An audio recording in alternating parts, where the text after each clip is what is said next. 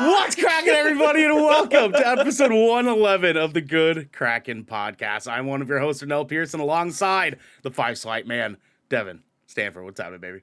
5-swipe. I do a lot more than that. Anyways, how's it going? I do way more than 5 swipes these days. You fucking animal. Look at you. Look at you. Devin, how you doing, baby? How's your Saturday going, dog? It's going good. I woke up and went on a run with my dog today since we didn't have our meeting this morning. I bet Amos loved that. Oh yeah, it was great. It felt really good too. Mm-hmm. And then I came home and I had some honey bunches of oats with a banana, and then I played guitar. Nice, love that for you. Yeah, it's a good morning. How's that banana in this? Did you put the banana in the cereal? Or did you do the classic? No. It was separate. It was separate. Ooh, although banana in the cereal is a power fucking move. That is. See, that would have been the move if I like did just a little bit of sugar on it too, and just a little bit of But like you got to cut up the banana. You know, you don't just put the whole banana in it. But it's honey bunches of oats, so you have to eat it fast. So it's like, I don't think anybody here was thinking that you were sticking the whole banana in the cereal. Why not? We're just why not? Banana As an intellectual, you waste less doing it that way. Hey, you're not right. Please, Devin. I just need to see a picture of you just dipping a banana in the cereal. We need to know the scientific efficacy of like whether or not a banana whole in the cereal is better than a banana cut up into the cereal. You know what I mean? That's what we need. We need. Like. I have an idea for a TikTok now. Like, do you ever keep the wrapper on your banana? You just throw a banana in your cereal. Do you ever just sit on your banana? That man down there who probably eats the banana with the wrapper is Devin's little cherry blossom. Garrick, just call the banana peel a wrapper? Yeah. Y'all ever just eat your banana with the wrapper on? Wait. Are you guys calling banana peels like the exterior, the banana wrapper, exoskeleton of the fruit banana? You're calling it a wrapper? It's a wrapper, banana wrapper. Mm-hmm. You heathens! This is a you biological like plant. You ever just eat the shell? Do you ever just eat the shell with the banana? Wait, now you're calling it a shell? Oh my! DJ says you ever circumcise a banana? Your head against the wall right now, please. Yeah. Just do it for. I can't slap you upside the head. Yo, DJ, dude, I do circumcise my banana straight up. When you take the wrapper off, you take the little gross black wrapper on. Fine, sorry. It's true. The shell. I'm the just shell. Like every time you guys, the shell of the banana. Sorry. Every time you guys call it a wrapper, I just like envision like just this plastic wrapper. Like it is. That's exactly what it is. Yeah, that's it. That's what it is. I hate it here. I know you do. I know you do. DJ says, I prefer the banana without the foreskin. Same. I take it off every time, dude. Right after I take off the wrapper, I'm in the shell. Garrick, how are you doing today, dog? How you doing? How's your morning going? Look, I didn't go for a run or have a delicious breakfast, but I have had a Diet Coke and a smoke. Let's go. Diet Coke and a smoke. Diet Coke and a smoke. A Diet Coke and a smoke? The Saturday morning breakfast of champions. So we're actually doing like... my mom was in Oregon this past weekend during Easter. So we're doing like our Easter dinner, like a makeshift Easter dinner tonight. And so I was helping my wife make some no-bake cheesecakes this morning for dessert. Ooh, motherfuck. Yeah. Okay, what kind of flavors though? What kind of flavors are we talking? Did you put the whole banana in? Or? No banana. We just kept it like really simple, traditional, just like basic, like New York style cheesecake flavor, just no bake. Mm-hmm. Okay. I usually look. She bought some pre-baked mix. That's not how I roll, but we were in a time crunch. So I at least made homemade graham cracker crust because I couldn't let crust mix doesn't fly in this household. Yeah, sure. But just basics, and we did like cute little dies with like the mix, and so like it's all like when you take them out of like the little molds, they're like little individual cheesecakes that have like pastel Easter colors in the mix. So, yeah. Yes, of course. I'm gonna be be completely honest with you guys. You guys are gonna be very upset when you see my next banana cream pie that I make because I'm gonna. I don't like that. In That whole retrospect of sentence was any awful. conversation we've had today, I do not like that. I'm gonna keep the at all. shell on. I'm gonna keep the shell on. It's gonna be for you guys. Oh, can I banana tell cream you pie guys with the something? shell. Can I tell you guys something? A very great moment. What's So up? last night, I was having a few beers, hanging out. We were hanging out here in Discord. Smoked a little, right? It's like 1 a.m. My roommate gets home from work. She's a bartender. She gets home, right? Does she And eat she goes, the "Hey." banana with the wrapper on or off? No, she's no fucking heathen like you. Anyways, Okay, sure. yeah. Her and her boyfriend are like, "Hey, we know it's late, but we know you stay up late on Friday." They're like, "We're gonna make food. Do you want some?" I'm like, "Sure, yeah, sounds good." So I'm hanging out, continue to smoke. My roommate walks into my room after you fall asleep in Discord, by the way. I did. This chair gets real comfy sometimes. After you fall asleep, Yeah. she comes in. Dude, I always dip right before I fall asleep. Have you guys like noticed lately there's like 20 minutes of silence before I get off? yeah. Devin, continue. Sorry. It's all good. It's all good. And she comes in with this plate, and Griff and Larry are sitting here with me, and they see this plate, and it's got pan fried green beans, it's got oven baked asparagus, handmade red skin mashed potatoes with their own gravy they made, And deep fried banana shells. And a fucking pork chop at like 2 something in the morning. My happy ass last night, let me tell you. Wild 2 in the morning Dude, dinner. that's such a heavy meal for 2 a a.m. heavy meal for Does 2 it make a.m. more sense why I went on a run this morning? Yes, a little bit. You like thought about it, you're like, oh man, I can't do that. But you guys at home can do us because today we're talking It Takes Two for The Rock to Take Two from It Takes Two, Netflix's Crash and Burn, and those gaming bangers, and much, much more, because this is a Good Kraken podcast, your choice for all the nerdy video game and pop media news, reviews, and discussions that you want to hear. Live every Tuesday at 7 p.m. and Saturday at 12 p.m. If you're riding this wave, you can head on over to patreon.com/GoodKrakenShow, where you can submit questions, topics to the show, get exclusive post-show content, and have early access to episodes before they go live on podcast and video services across the digital sea. Yike. That's the voice of a man that eats the banana with the shell on. If you emptied your pockets of the latest and greatest in entertainment, that is totally fine. You can watch us record the show live right here at twitch.tv/GoodKrakenShow. If you have Amazon Prime, you also have Twitch Prime. We'd love for you to give that to us to help keep us pushing content out for all of you listening or watching at home. But you can also support us by going to our YouTube channel, by clicking that beautiful bell and big red button, or by subscribing to our podcast channel by searching Good Kraken with an exclamation mark and leaving a review there. Review. Devin! What? Banana. Let us know what kind of merch you guys are wanting. Surreal from Regime GK. Hydrate. We've been talking about this. We're going to hydrate really good. Coffee. It's got water in it. Banana shell flavor. I love it. It's got water in it. Coffee, but it's got water. Flavored water. I'll drink some actual water though. There you go. Okay, perfect. Guys, we are right around the corner from getting ready to start gearing up to start making GK merch for you guys. We want to know what kind of merch you guys are wanting from us. We've talked about the GK condom. We've talked about GK socks. We've talked about GK skiing caps.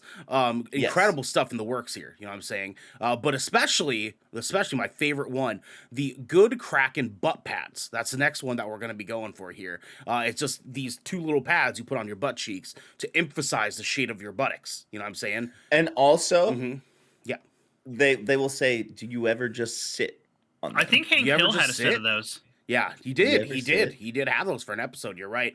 Surreal says, I want a hoodie.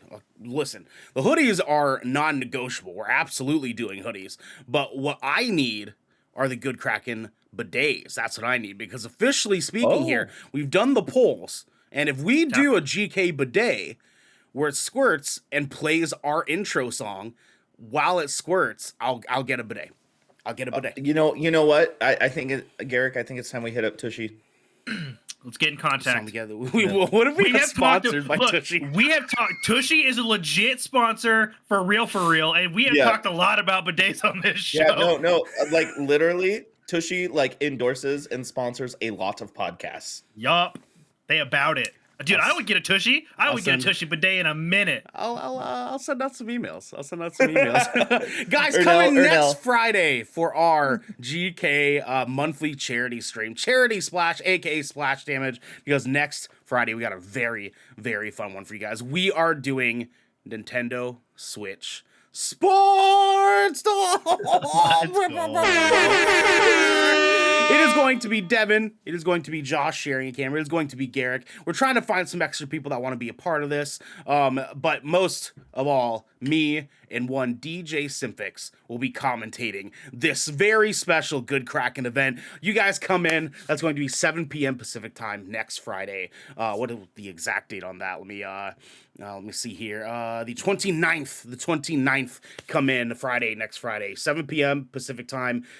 10 p.m. Eastern time. Come in and hang out with us. It'll be me, DJ, commentating over the wonderful event of Good Kraken's Olympics, basically. I'm gonna make this so unbearable for people. Like, the second we play tennis, I'm gonna moan every swing. I do that every time I crack the shell of the banana. That's what I do. Devin, what do we have next for the people? Speaking of, we're going into the. So the Helm is where we tell you guys all the best video game and nerdy news that we have heard over the last week, since last Tuesday to be approximate. Since I'm talking, I think I will just start us off. Take the first two. I think we're gonna go this way. So, Amy Hennig's new studio is making a Star Wars game. This is coming from Ash Parrish at The Verge. In a press release, Skydance New Media wrote it is working in collaboration with Lucasfilm Games to develop and produce a richly cinematic action-adventure game featuring an original story in the legendary Star Wars galaxy. Skydance New Media, a video game offshoot of the Skydance movie production company, which is rad, by the way, was formed in 2018 with former EA and Naughty Dog creative director Amy Hennig as its president. Ironically, Hennig was already working on a Star Wars title at EA before leaving the company in 2018. Whew, boys. Okay, is this not fucking hyper shit, dude? Like, this is gonna be hyper shit, super right? hype. Like Amy Hennig is a hell of a writer coming off of what she did for over at Naughty Dog, and if that's the kind of story writing we're gonna get in a Star Wars IP, fucking I want Amy Hennig to do a bounty hunter game. What 100%? I mean, it's in collaboration with Lucasfilm. It's going to be canon. I think everything they do has to be canon now. Yeah, I mean, Jedi Fallen Order is officially that's official canon. Yep, it is. Yeah, I think everything that is done in Star Wars media has to be canon. I mean, without that vision. I mean, the older games, yeah. But all the newer stuff has definitely been canon. You're right. Mm-hmm. And I think that's another reason why they are doing the remake of Knights of the Old Republic as well, because I think that's going to be canonized officially again with the remake. I think so too. Which is a smart move. It's honestly one of the most beloved eras of Star Wars, and when they decanonized it to Legends, it made a lot of folks upset. Mm-hmm. And the other thing is with that too, we do know that we are going to be visiting the High Republic in Disney Plus series and in future movies too. They have already announced and in future video games as well. That's kind of what they're building up to, is Knights of the High Republic instead of old. And it's going to be very interesting to see how they navigate towards that in some of the entertainment properties that we've been getting. I mean, who knows? We could get a hint of it in Obi-Wan. We don't fucking know. Yeah, it's gonna be wild. I would love Hennig to tackle a revival of 1313 that got canceled.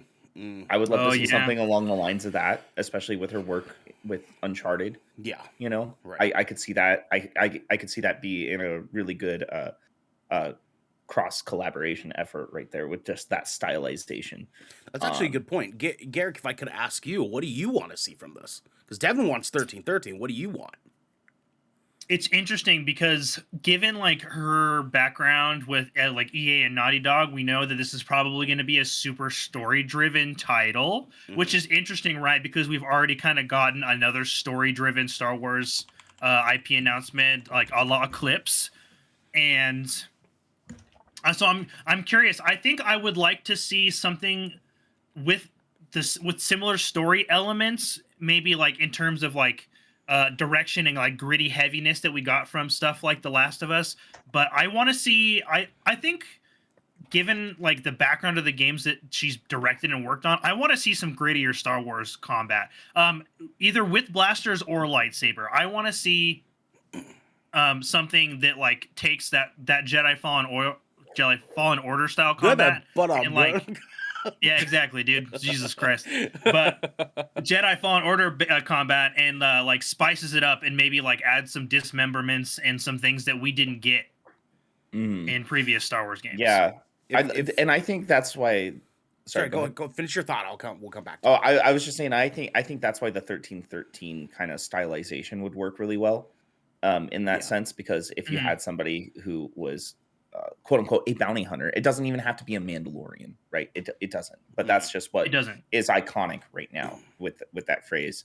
But I feel like something like that could be really explored within that realm and be a gritty, dark Star Wars story. With that being said, I think from this, I would want to see a really, really cool single player narrative driven story about the fall of a Jedi going into Sith.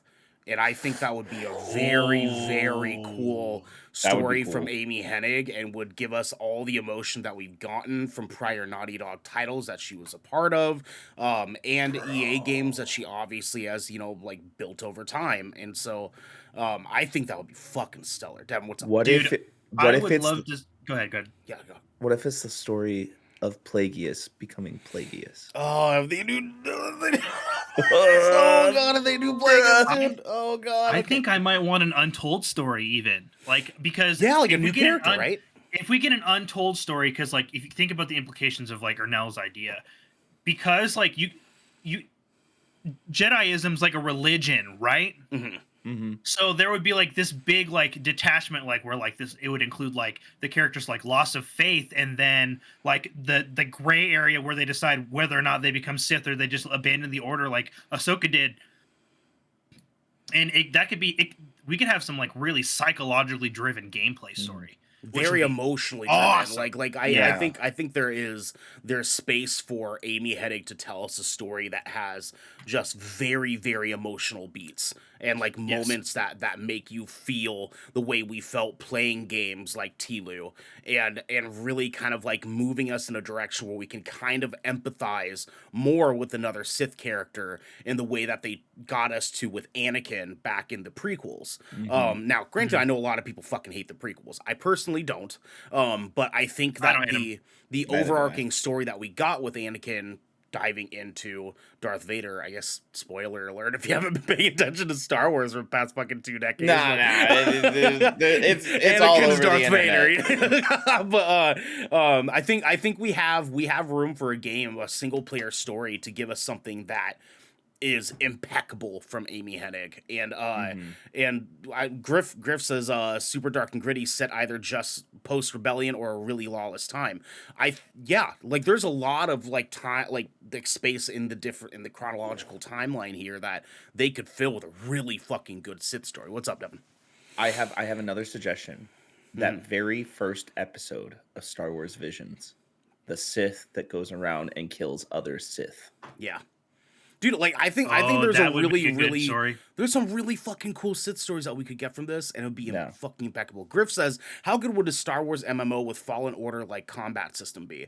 That'd be fucking ill. An MMO with Fallen Order. Doesn't even have to be an MMO. Just a co-op open world like third person like Jedi style or Sith style game with like a morality system. Fuck me all the way up. I would spend so much money on that. Right. I mean that arguably could just be Knights of the Old Republic with the remake. It could have that Jedi Fallen Order style combat with that system again. And Shark and Chat says, I thought the prequels are solid. Listen, I love the 100%. prequels, man. I love the prequels, man. I just know a lot of people shit on those fucking movies. And you know what? They don't need to be perfect, because Star Wars movies have never been fucking perfect. But the prequels, oh, goddamn, I have such a soft spot for it. Anyways, Devin, we have lots of news today. Hit them with the second one. Yes, we do. Amazon in talks to pick up Voltron with Red Notice filmmaker Rawson Marshall Thurber to direct. And this is coming from Boris Kitt over at The Hollywood Reporter. Voltron is heading to Amazon. The streamer is in negotiations to pick up the live action take on the 1980s anime, with Red Notice filmmaker Rawson Marshall Thurber attached to direct the feature. Thurber also came up with the story and will co-write the script with Ellen Shanman. Todd Lieberman and David Hoberman Hoberman. what a pair, are on board to produce with Bob Koppler, the head of World Events Productions, the company that controls the Voltron properties. The package hit the town in March. Yep. Okay, that was interesting. Attracting multiple offers and interest from studios and streamers alike. You know, I just want to say, sometimes the choice of words when they're like, hey, these people want to work on this. Yeah. Sure, anyways, do you really need a metaphor to be like, hey, these people want to work on this? Sure. You know what I mean? No, I know. Do you really need a metaphor on that? Like, I understand you did creative writing and stuff. It doesn't really showing up those creative writing credits. Like, come on. You could just be like, hey, these people really want to make Voltron. I'll be like, all right. He's like, the package boarded the snow down in March. Like, it's like, you now don't listen have here, to Boris. I know you're drinking your fancy little cappuccino you just made in your new latte at your New York apartment, but Jesus Christ. Well, actually, LA, because it's Hollywood. LA, yeah. Well, even more pretentious. There we go. Speaking of pretentious, if anybody could say that, I used to live down there. So. Yeah, well, okay, speaking of pretentious though, like, do we, okay, we all watched Red Notice, right? Yeah. Right. Okay. Is this pretty mid? A weird, like, connection in direction style to something like 100%. Voltron? Like, I feel like 100%. I feel like that. I don't know if I trusted Red Notice enough to give us a good Voltron thing. Garrick, you look like you're gonna hop in. Go ahead. I saw the Okay, did you guys see the 2017 Power Rangers remake? Yes. Yes. Did you enjoy it? Yes. Yes. I thought it was pretty entertaining, right, for what it was. Sure. It wasn't amazing. It wasn't amazing, but like, I would have appreciated a continuation of a franchise that I love. I kind of have some of the similar feelings with Voltron. What the thing is the Netflix animation for Voltron is so good. Yeah. Mm-hmm. Like, it's already so good. Like, I don't think we necessarily need a live action adaptation of like something like this. And it hits sort of the same beats that Power Rangers does, right? With like, right. I don't know, like they would have to do, the CGI is going to be really critical in this film, and we didn't really get to see a lot of like CGI work from like Red Notice, because it's not that kind of movie. And you know that Voltron's going to be CGI heavy. There's no way around it, because it's going to have to be like Pacific Rim style, right? Like kaijus and robot battles. And I don't know.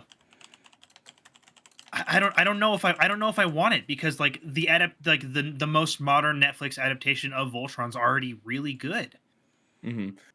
I personally, all this story did for me was remind me that Netflix is working on a live action Gundam movie right now, and that's all I care about. Yeah, I would be way more invested in getting ready to watch that than I would be this. Exactly. Like, Red Notice is okay. It was only a big movie on Netflix because of the names that were attached to it, right? I also feel like this would go unnoticed on Amazon. Like, if it 100%. Doesn't it kind of seem like Amazon is like, they're like, oh, Netflix is having a tough time now, quote unquote tough time. You know, so to me it feels like Amazon is trying to put the news out there. They're throwing money at all this stuff to try and like overtake Netflix. I feel like that's their like goal right now. I mean, they're not going to be doing that with fucking Voltron. So, and I know they're cognizant of that. Yeah, I mean, like, sure, there's an argument to be made. I think that's fair. I do want to bring it to our attention, though, that Todd Lieberman and David Hoberman, as executive producers, they've both done movies with, as far as the CGI is concerned, they both done movies like Beauty and the Beast.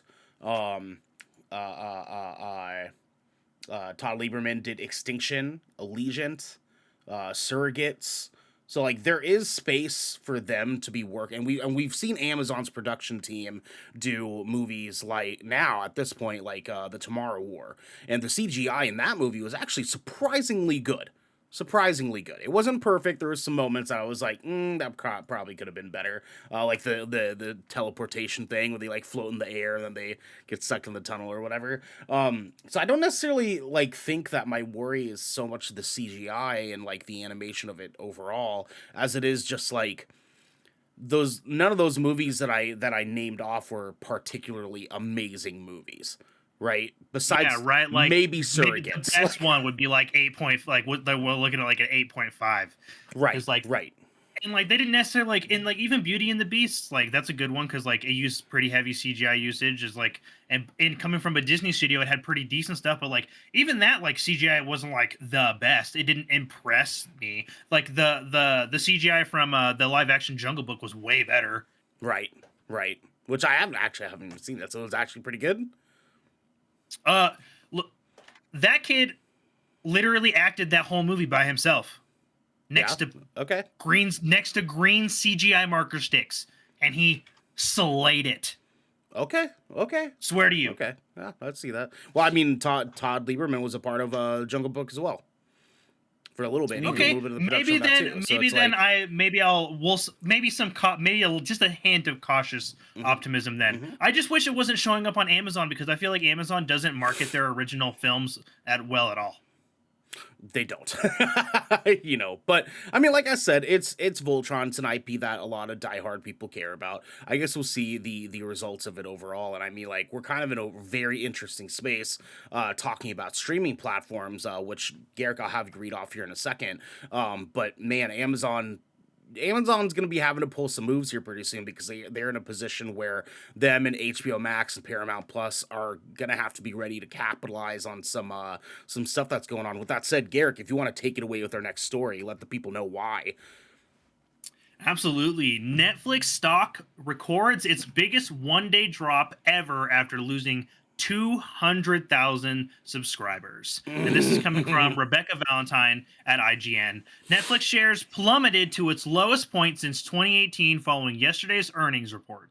Variety reports that Netflix stock dropped 35.1%, losing 54.3 billion virtually overnight. In percentage terms, it was the biggest one-day drop in Netflix's history.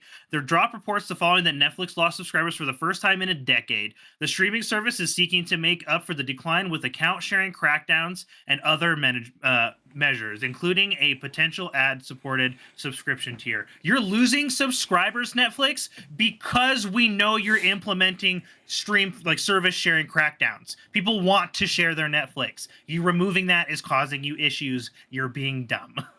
Like, this is such a bad business decision, dude. Devin, I want to hear from you a little bit here. Like, Netflix doing this is definitely them shooting themselves in the foot. We're definitely aware of that, right? What do you think they should have done differently to keep this from happening?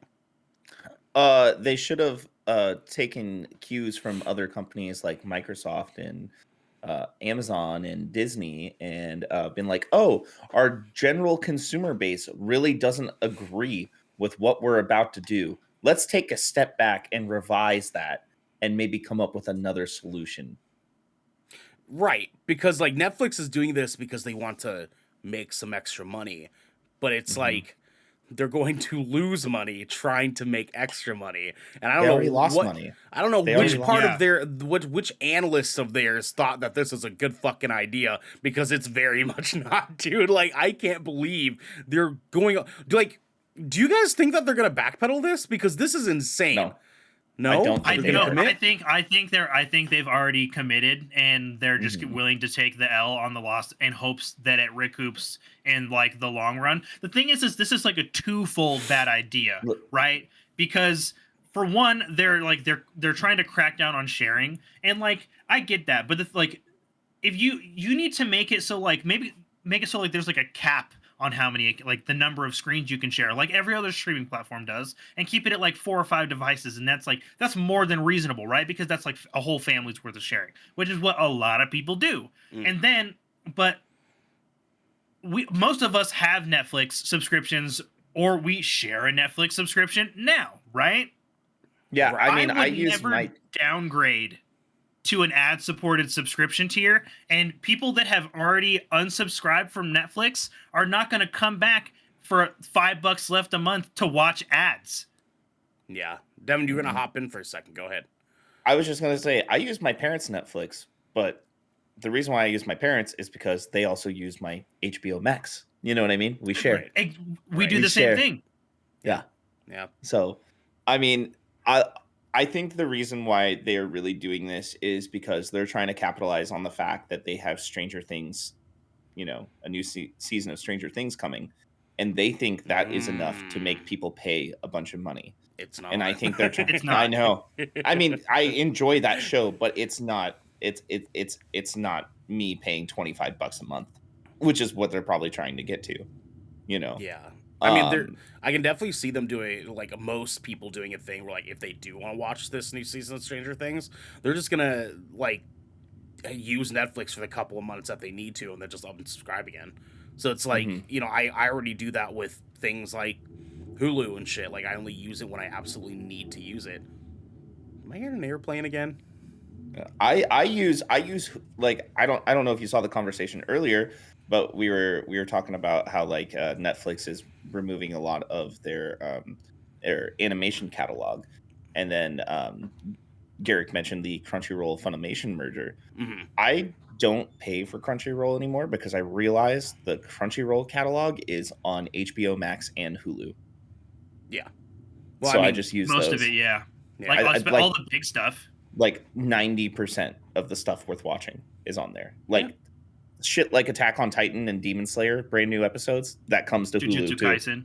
Yep, it all comes to Hulu. Same time frame. God damn, man. Griff says in chat, why not have a quote-unquote family tier that can have 5 screens standard with additional screen add-ons for a small price increase? That seems like a way fucking better business model. I would rather do that. Doing. Like, I think that's completely reasonable. Unfortunately, Netflix has been kind of like ramping up with a lot of weird decisions. Canceling very successful shows after one season is a big thing that they've been doing the past few years. That has just been completely beyond a majority of us audience.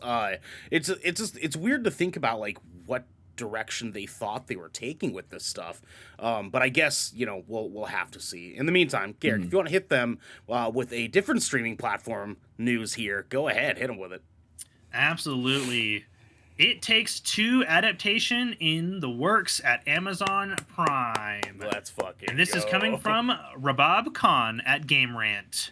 The popular game It Takes Two is being adapted for film by Amazon Prime Video, and Dwayne Johnson is involved. I know what role I want him for, and we're going to talk about that in a minute. Well, but he's actually directing it. What? Okay. Yeah, continue. We'll read on then. It was revealed that his production company, Seven Bucks Productions, has joined DJ2 Entertainment to produce the film for the streaming service. The project was set up for priority development, which means that the crew will be getting to work soon at bringing the project to life. The game It Takes Two was released on multiple platforms in March 2021, and within a year, It Takes Two sold more than 5 million copies globally. Its popularity doesn't make the announcement to adapt it for film surprising, as the game already has a rather large fan following. The game adaptation usually relies on fan base to attract crowds when the film is eventually released. It remains to be seen how close an adaptation it will end up being. It really has to be pretty close. Like it's going to have to be pretty close. Yeah, in order for it to like hit the same way that the game hits, it's gonna have to like be a pretty direct rendition of the game. Devin, go ahead. Have you beaten this game yet, Ernell?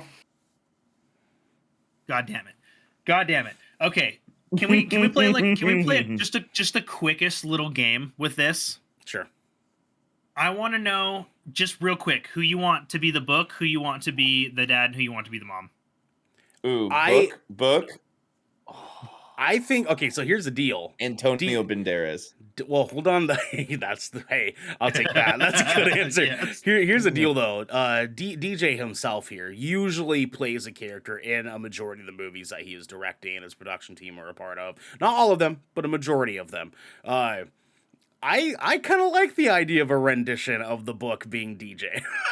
That's what I'm saying. I kind of like the idea of that. Like, I think that'd be really goofy. Now, as far as the mom and dad, I think, now you guys might hate me for this, okay? The dad immediately in my head, I'm picturing as one Kevin James from King of Queens and Paul Blart. Because Kevin James, I think, would play the fuck out of that dad. You think so? Can I want Mark Ruffalo. Do you think they're gonna keep the British story, like with the British characters? Well, they're not both British, are they? It's just the wife, isn't it? No, the wife's just British. There's the wife. Oh yeah, right. Which is that's why I was curious because my choice for the mom was Emily Blunt. I like that. I do like that. Mark Ruffalo and Emily Blunt. I think Mark Ruffalo would. Yeah, actually, I retract it. Mark Ruffalo. Antonio Banderas as the book. Ooh. Nah, DJ. I need DJ as a book. No, I need DJ as a book. No. I need to hear that Hispanic Well, Griff says no. The book needs to be either Jack Black. Voice. Griff says no. The book needs to be either Jack Black or Javier Bardem. There you go. Either way, you have it. Bardem could be good, or Pedro Pascal even. Yeah, I was gonna say Pedro. Hold on. Hear me out. Jack Black's Nacho Libre voice. Oh, get that corn out of my face. That would be amazing.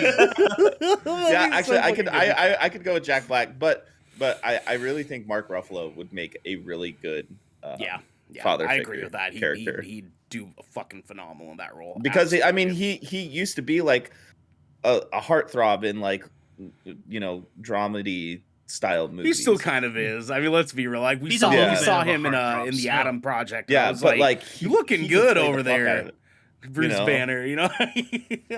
Yeah, that's fucking good, dude. We have some great news coming from this movie, but we have some unfortunate news coming from our next story. Spider-Man Across the Spider-Verse is delayed until 2023. This comes from Luke Riley over at IGN. He says this: Spider-Man Across the Spider-Verse was previously set to hit cinemas on October 7th, 2022. The company also noted that while quote-unquote Part 1 has been ditched from the film's overall title, it still remains the first dose of a two-part experience. Spider-Man Across the Spider-Verse Part 2 is scheduled to arrive on March 29th, 2024.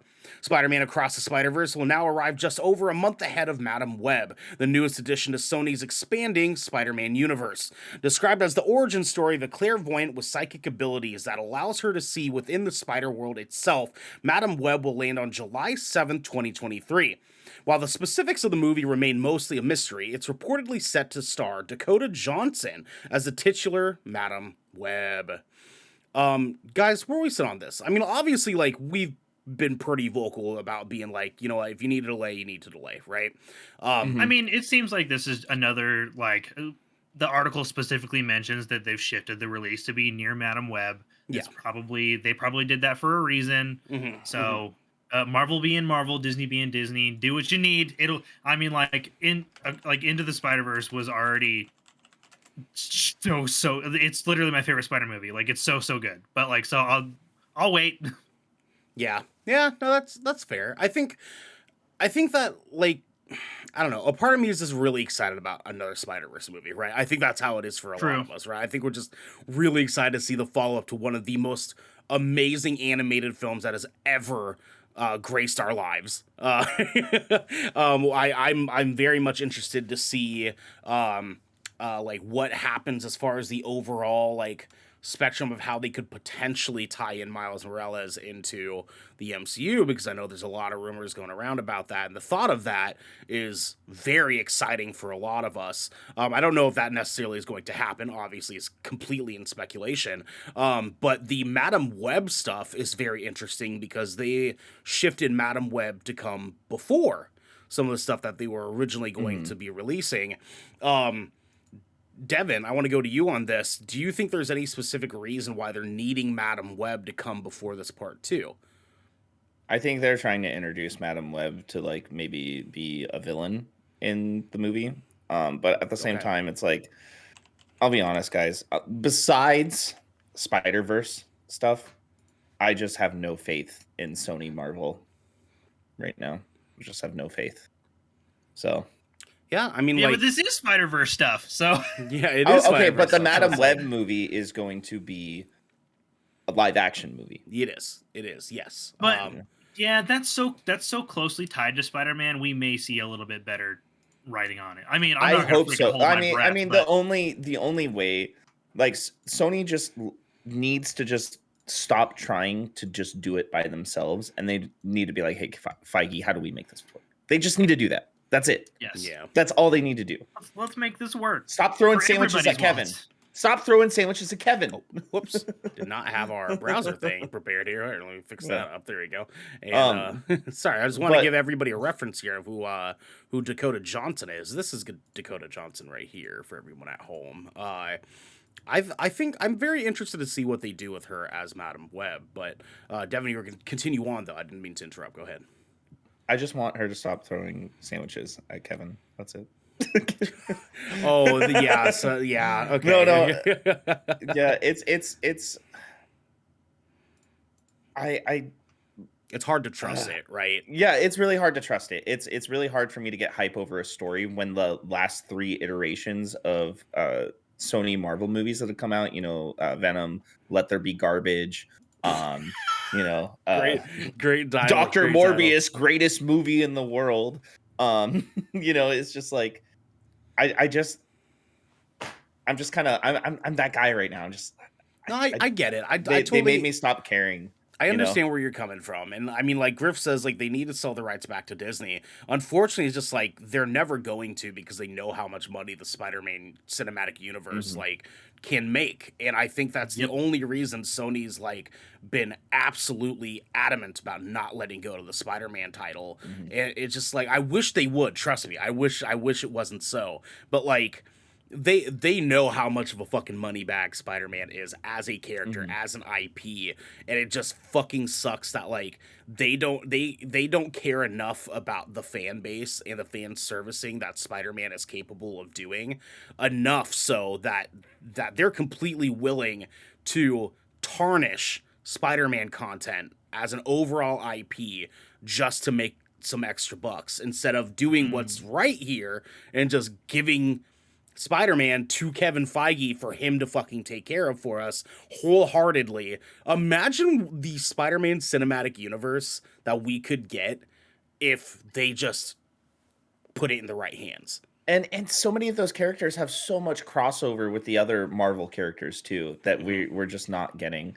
Like, sure, Sony, if you still want to make a buck off Spider-Man, that's cool with me. But let Feige help you. Let Feige make these movies with you guys. That's all you have to do. Just let go of creative control, and then you guys will make way more money. Way more fucking money, dude. Imagine the possibilities here that you guys are completely dropping the fucking ball on, man. It's just imagine how good that sandwich would have been if you didn't throw it. Wieners. That's true, Devin. I like that. Now, on some lighter stuff here, we have some very fun news that came from one very special Cory Barlog over at Sony Santa Monica, as well as a creative animation director over there, because God of War Ragnarok developer responds to delay worries. This comes from Tyler Fisher over at comicbook.com. There's growing speculation and concern that God of War Ragnarok, the PS4 and PS5 bound sequel to 2018's God of War, is going to be delayed again, this time out of its 2022 release window into 2023. To this end, the developer has responded to the scuttlebutt and reaffirmed that the game is releasing this year. When this year, the developer doesn't say. Oh, sorry, let me repeat that. When this year, the developer doesn't say, but a fall holiday release looks most likely at this point. The reaffirmation comes the way of Bruno Velasquez, an animation director on the game, who, when asked by a PlayStation fan to reassure that the game is coming this year, tweeted, quote, "Ragnarok is coming this year," end quote.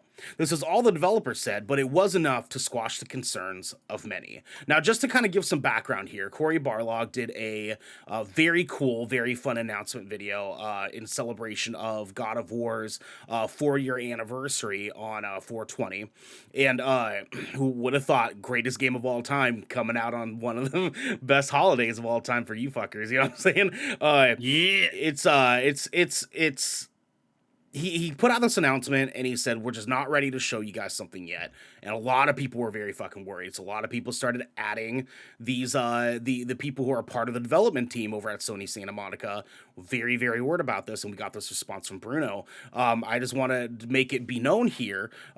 Fuck you, Devin, because I told you fuckers this was going to come out this year. I'm telling you guys, God of War. Nothing's set in stone yet. Nothing is set in stone yet. Hey, he said it, man. He said it, man. Hey, we've seen this happen before. You know hey, if it comes out, fantastic. We could use some God of War Ragnarok, you know what I'm saying? Yeah. You know what I'm saying? I mean, Sony needs something. It's either going to be that or the Last of Us remake. Because for me, it's like, I feel like because we know what God of War Ragnarok looks like, right? Because like we've seen like the little bits and pieces of like character animation, character art, stuff like that. They're covered in snow. It's all this stuff. This has to be a winter game, right? Like if they don't come out with it this winter, it's gonna end up getting pushed into next winter. And I just really don't think they want to do that. And so it's like kind of like, you know, like the games that typically tend to look darker, movies that tend to look darker, they try to come out with those things during the fall and winter time. And I'm sure that's the exact same sort of situation that they have here. Obviously, Devin, you're correct. We have seen delays still happen regardless of the developers saying that it's going to come. Like we've seen those delays happen anyways. I mean, we obviously want this to happen, right? Like we want God of War sooner than later. Oh God, absolutely, yeah. I mean, the reason I didn't feel like this was necessarily gonna get delayed was because it's not a new engine, and like the framework for the game's there, and so like they know where they need to take it. And if they're not ready to show us something, that just means they just want to make sure it's polished as it can be before it gets to us, right? Yeah. I think we'll see more in June. I think we'll see more in June. I think that's when we'll see it. There'll be a state of play in June. There will be. Yeah. It's either going to be June or early July. And that's when they're going to start showing off their next slate of releases. That's when we're going to see Forspoken again. That's where we're going to see more Ragnarok. That's when we're going to see Final Fantasy 16. Ooh, yeah. I would love to see some sort of headway on Final Fantasy 7 Remake Part 2. I would love to see something like that too. Goddamn. And I'll be honest, I want to see the Last of Us remake. I want to see that. I know that's going to be a PS5 only thing. Hopefully they put it on PC as well. I hope they start following that trend because we know a lot of their developers have also been talking about that too. Goddamn, man. Goddamn, I'm excited for it. Including Cory Barlog. Reed and chat. What's happening, Reed? Long time no see, my friend. I hope you're having a good day, dude. Yeah, I think that there's a lot to speculate, obviously, because like we really only know so much about God of War Ragnarok as it is outside of the one trailer we've gotten so far. It's they kind of did this with the last God of War too, where they put out one little trailer and it was one of the most hype ass fucking moments of E3 to ever fucking happen. And then they kind of sat on it for a while. They said we'll show you this stuff when we get a little bit closer, and it did end up being like 6 months prior to the game's release that they had this massive amp up. And I think I can picture in my head that they're like, it worked last time, it's gonna work this time, right? Because like people loved the last God of War enough, and people love the God of War property already as it is. But on top of the fact that they loved 2018 God of War enough, they know this is going to sell. They know that they can announce this 6 months before it's going to drop, and people are going to fucking spend money on it. I know I'm putting $60-$70 aside for me to fucking get it for my PS5. Like when they announce it, I'm pre-ordering that bitch. Star asterisk 70. Yeah, I know, right? that's why I was like 60 and then 70. I was like, oh wait, yeah, sorry, I forgot they're fucking doing that these days. Fucking PlayStation, god damn it. But I'm super fucking excited for this, guys. But we're going to go ahead and move into our next one. Before we move into our next one, I want to remind everybody that they can support us over on patreon.com/goodkraken show, where they can get early access on this episode before it goes public. They can write on the show and they can get this episode ad free. But they're hearing this, they aren't on our Patreon. So for now, have a word from our Sponsors! This piece of good Kraken content is brought to you by Glide mousepads. The world is changing, and the demand for PC gaming and work from home setups has never been as wild as it is right now. Having the best of the best in PC accessories only makes it easier to get your work done before you jump right back in to the fray of the digital sea. And Glide knows exactly how to make that happen for you. Glide Mousepads is the future industry leader in mousepads, offering beautiful, smooth, waterproof products made with eco-friendly materials and non-slip rubber in a variety of sizes that are guaranteed to help you get that next win. I've got one of these bad boys in my office at work. I've got one here at my desk right now. Devin's got one. Xander's got one. This bad boy is silky smooth, silkier and smoothier than even the silkiest of smoothies or soy milk or what have you. You can go to glidemousepads.com right now and use code Kraken for 15% off the Founders Edition mousepad in every size available. Again, that's code KRAKEN Kraken for 15% off any Founders Edition mousepad today. Our next sponsor is Rogue Energy. Late nights are pretty much commonplace for all content creators, and anyone here at GK can attest that late nights are kind of our only nights. Luckily for us, though, Rogue has figured out exactly how to give those late nights and even earlier mornings the supercharge that we all need. Rogue Energy is a low-calorie, no-sugar energy formula that is the perfect alternative to sugar-filled canned energy drinks and sodas. Every formula Rogue Energy produces is designed with optimal levels of high-quality ingredients and no chalky textures. Again, we don't want that. We don't want that.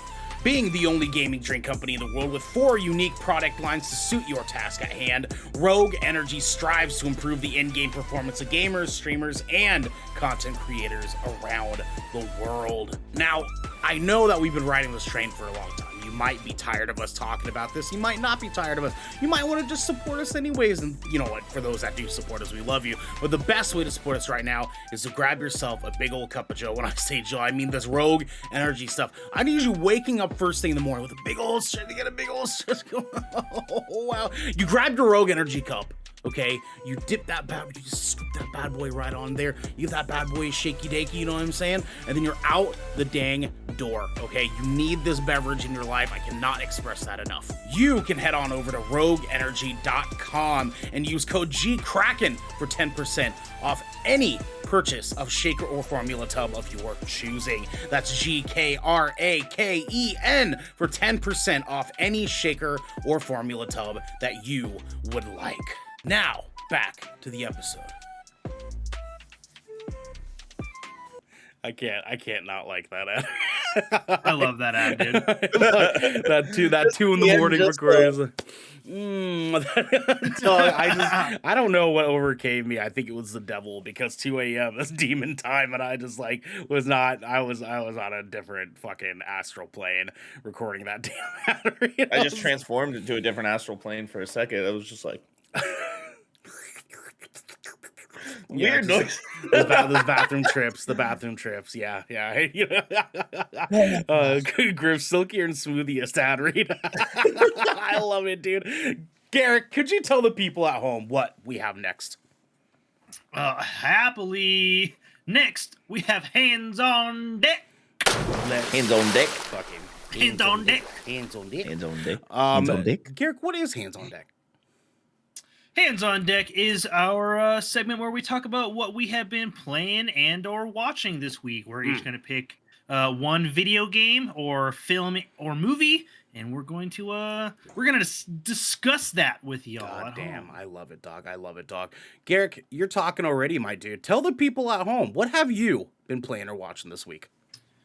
Wasting my money on things that I already own. That's what I've been playing. Not Destiny, God damn it. So, not Destiny, no, not Destiny. But a game that I have had an interesting relationship with since its launch was one Godfall. Was the first PlayStation 5 game announced, right? Yes, I bought it on PC when it came out. It wasn't very good. It was kind of a mess. And then it got released on PlayStation 4, and then they did that weird Challenger Edition decision. And I was like, that was kind of a mess. And then, you know what? I've spent $40 on it, and then it got launched on PlayStation 4, and I spent $20 on it. And then, oh my God, it came out like 2 weeks ago on Xbox, and I spent $30 on it. So, goddamn, you mixed up, dog. Continue. So I did, right? So the thing is despite this game's weird issues, it just got re-released on Xbox, and I believe Steam as well, which I don't think it was on before. Correct me if I am wrong about that, though. I don't believe it was, but I think it was Epic. Exclusive. Yeah, I think it was Epic. Well, it came out on Epic at launch, but I wasn't sure if it stayed that way. But sure. Okay, yeah. So like its original launch was on Epic Store. But anyways, so I bought it on my Xbox Series S because it runs at 60 FPS, and I like to experience games at 60 FPS now. I literally will flip through and be like, FPS boosted? Nope, not buying it. And then I'm turning into Devin slowly. Big Devin vibes. Big Devin vibes there. Yeah, it's a big difference. It really is a big difference. God damn it! I hate you both. Continue. But the edition they just launched on Xbox is the Ultimate Edition, which includes like all the free updates, the expansion that they dropped, and they also decided to like retool a lot of the game's original systems.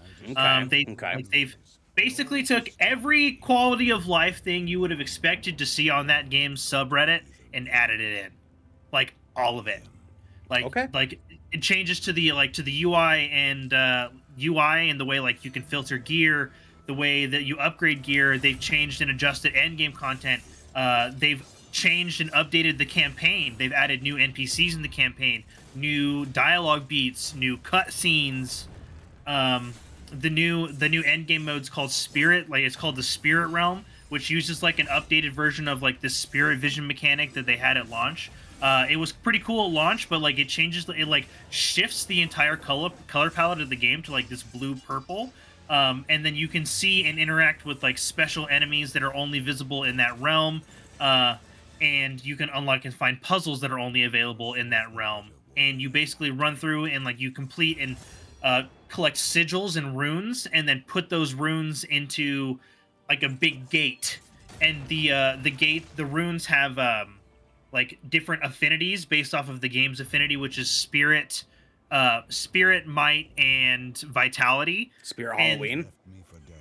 Yeah, exactly. Yeah. I think Spirit Halloween's one of the that's one of the attributes in the game. Did you guys know they're making a movie about Spirit Halloween? Yes. God damn it. Anyways, continue. Interesting.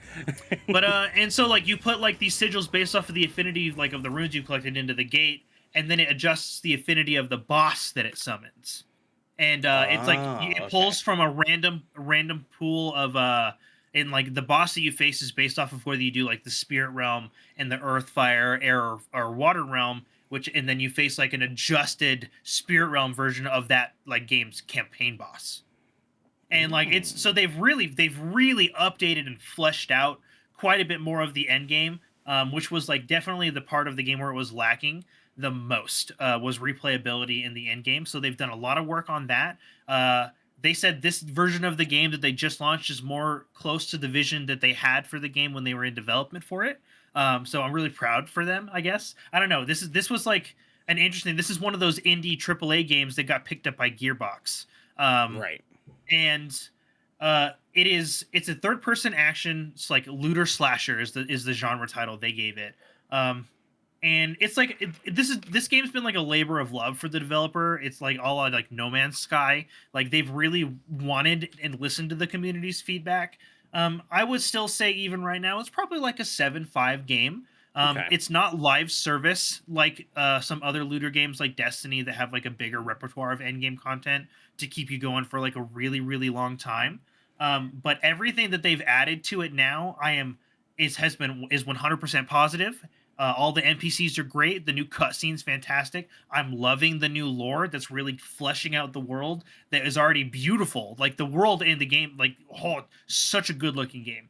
But like now they're giving it more depth by adding that lore that was really lacking before it in the form of those NPCs, dialogue, and cutscenes. And I don't know. I'm really happy that they've put as much work into it they've had to continue improving.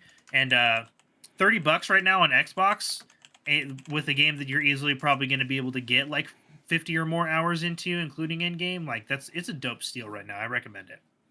I'll be honest with you, dog. Sorry, guys. Esco said hydrate. Yep. That was the bell I just rung for you guys to hydrate. Thank you, sir. Thank you. The punch in the microphone. I'll be honest with you, Garrick. Griff says I gotta head to bed. Sun's up and I made mistakes. Good night, Griff. We love you. Good night, Griff. That was me last weekend. Enjoy your nappy nap. Garrick, I'll be honest with you, dog. That cinematic trailer that we just showed there. Almost had me pulling some triggers for a second because I was like, this is kind of a hype ass fucking cinematic. You want to know what's pretty tight about it though? The in-game world looks just as vibrant as what you see in the cinematic. It translates amazingly well. Ernell, if you get it on Xbox, and then all three of us can play together. I mean, would I get it on it? Would I do? Should I do it on it? Is it not crossplay? It's not crossplay. It is not crossplay. That's one of the things they said they want to do it, but they were. Listen to me on this one. Okay. This was a PlayStation 5 exclusive at launch, right? So there was no need for crossplay, and then they expanded. But they really needed to fix the game's core systems before crossplay could become a priority. Now that it is available on all console ecosystems, crossplay is on their agenda. How many years has it been? This game's been out. As long as the PS5 has been out. It was the first. It was the launch game for the PlayStation 5. So 2 years. 2 years. So 2 years. About 2 years. It's like 1.5 years, right? Yeah. But for being as old as it is, and how long it's been, and the work they have been putting into it, it's in a good place. I'm really happy for like that game and for the developers of that game. Dude, that's always good when you have a game that you're like in love with and not a lot of people are, and they do enough updates on it that you're like, yeah, I'm happy now. You feel like a dedicated fan of that IP. Which is exactly how I feel with Godfall, because it is a smaller community on the multiplayer side. I played it pretty much. Gio actually played that game. We front to backed it together on PC, on launch. Okay. I put like 30, 40 hours into it on PC. I'm already like level 22 on my Xbox, and like I'm still playing. Playing it on the Xbox where it's not crossplay with like we don't have the Epic Game link like you do on the PlayStation, and having an excuse to replay the campaign with like the new cutscenes and dialogue, and I was just like, oh, this is like playing like a whole new. Like the campaign feels all new, like except for like the actual missions, which didn't really change. Like the gameplay missions didn't change because they didn't need to. But like all the dialogue in your hub that takes place in the cutscenes that take place before that, I was just like, that wasn't there before. And like getting to talk to these NPCs that literally didn't exist, I don't know, it just feels fresh, and I'm enjoying it. I'm happy. I don't regret spending the money I've spent on this game at all, even purchasing it 3 times. Garrick, I'm happy that you're happy. I really am. It's always good. Are you? That.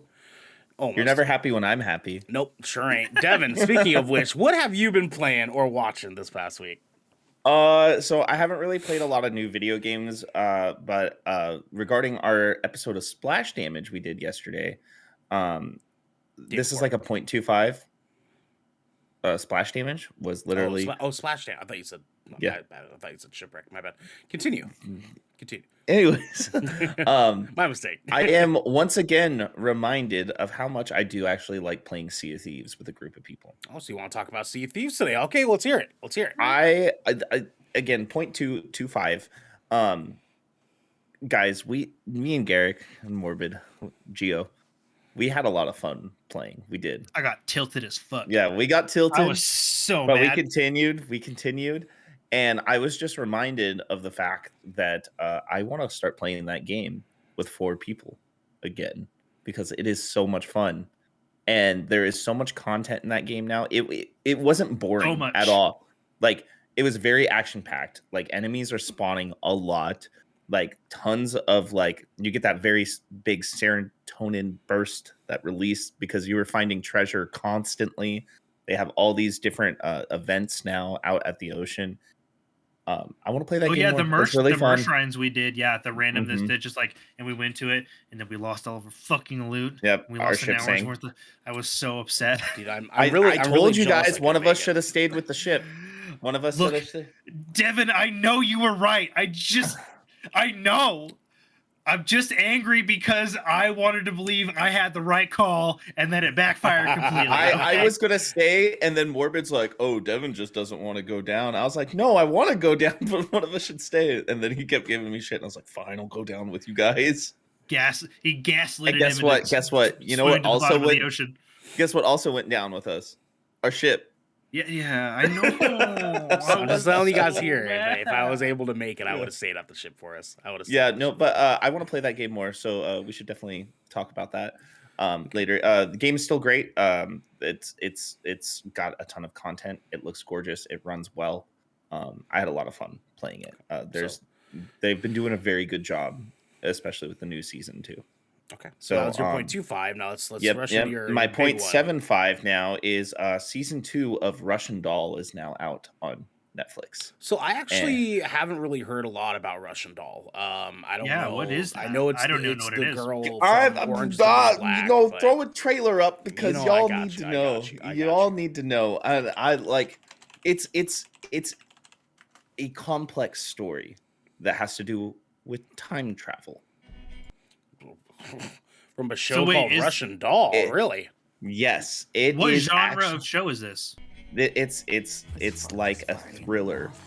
They're in a time loop, and they are trying to figure out how to get out of the time loop. And the way that the time loop resets is by dying. And there's 2 characters who are going through this time loop and dying in different ways every time. Okay. Interesting. It is very, very good. Very good. First season came out like 2-ish years ago now. And the main character, I forget the name of the actress. She's also from she's from Orange is the New Black as well. But she is actually a game developer. That's her job too. She codes. Oh, okay. And stuff too. But this show it's very, very good. Amy Poehler is actually one of the lead writers too. Okay. But I can't say a lot without spoiling it, but the fact that there is a time loop, it's a very interesting story. Characters their paths cross in different ways without them really knowing it.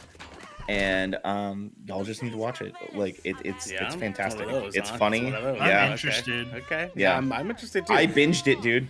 The first season I binged it in like 2 days. She's one of the best like characters in Orange is the New Black. Like she's one of the reasons I watched that fucking show. And superb actress. Julie Mammoth in the chat. What's happening, dude? We miss you. Yo, what up? Says you're really selling me on How the long show. are the What's up, episodes? dudes? I think the episodes are about 45 minutes piece. Okay. Okay. I like it, dude. Yeah, dude, there's been a lot of time loop content lately.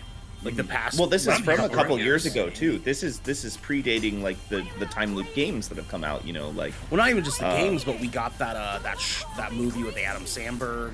There was another movie that came out like I think a year and a half ago. That was also like a big time loop story. Then we had Death Loop. Like we had a few games that did come out that were that. Edge of Tomorrow. Edge of Tomorrow, you know, yeah. Tenet. There's Tenet too, yeah. There's a lot of time loop content that we've been getting, and I don't know if that's just because like they, these companies know that time loop stories can sell because, but I don't know. Dude, do you think it has anything to do with the fact that Marvel's Endgame and Infinity War have played with time travel? I don't necessarily know if that's the case. I actually, and this might be a hot take, I think it was actually more because of Happy Death Day. Because that movie had a pretty remarkable fan reception from that, and that movie sort of spiraled us into a very massive time loop pack of content. Now I know that again that's a hot take. I don't actually know for sure what it is, but I think that movie sort of set things off from there because it was like a couple years after Happy Death Day came out that all this other time loop stuff coming out. But it could be Marvel. It could be Marvel. Julie says a great time travel movie to check out is Time Lapse. Ooh. Okay. Sci-fi kind of always goes through its trends, right? Yeah. It goes through its trends. Goes from, being super outer space to being like fantasy to usually being super outer space again. But lately the kick has been time travel, right? And I think it's just because cinematically, whether it be a movie, TV show, or game, you got to remember we also had Dark on Netflix for the past few years too, which did a lot of time travel. Right. I arguably it could have been Dark that set the stage, because Dark has been around for what, 6-7 years now. It could have been. And that is a masterpiece, and also a foreign TV series too. Is German based. Those foreign shows do be smacking. Dude. Yeah, they do be smacking. Yeah, man. yeah. I think personally, I would give the credit to Dark. That's fair. I would give it to them. That's fair. Yeah, because they did a fantastic job with it. But yeah, I'm interested. I really recommend Russian Doll. It's definitely one of those you have to watch. And once you do start watching, I was hooked after the first episode, 100%. Fuck yeah, dude. All right. Sounds good. Well, guys, I'm not going to take too long because we are a little bit behind here, and I don't think that mine doesn't even really need anything. But I want to talk about my falling back in love with Destiny. Guys, here's the deal, okay? Now, Devin had talked very in-depth about Witch Queen's release. I'm not necessarily going to talk about Witch Queen's release specifically, but more so how Destiny has reeled me the fuck back in. And I wanted to take my time diving back into Destiny to see if it really stuck with me before I ever started talking about it again. But my big thing here is that for years now, I have fallen in and out of Destiny 2, back and forth. You could say that my love for Destiny 2 has been a time loop itself. Garrick hated that, I'm sure. I loved it. I think that I'm in very much a big agreement with Devin when he covered Witch Queen, that this is the best Destiny 2 has ever been. The amount of content you can play is just out of this world. They're rolling out brand new story missions. Every week? That are different. They feel different. They're not the same fucking thing over and over again. They have enough endgame content now that even though you're doing the same thing over and over again, there's some variables in them that are different enough that it makes you actually enjoy that grind that you're doing, that grind that us Destiny fans have been in love with for years, that we just got tired of having to grind the same 5 things every single week.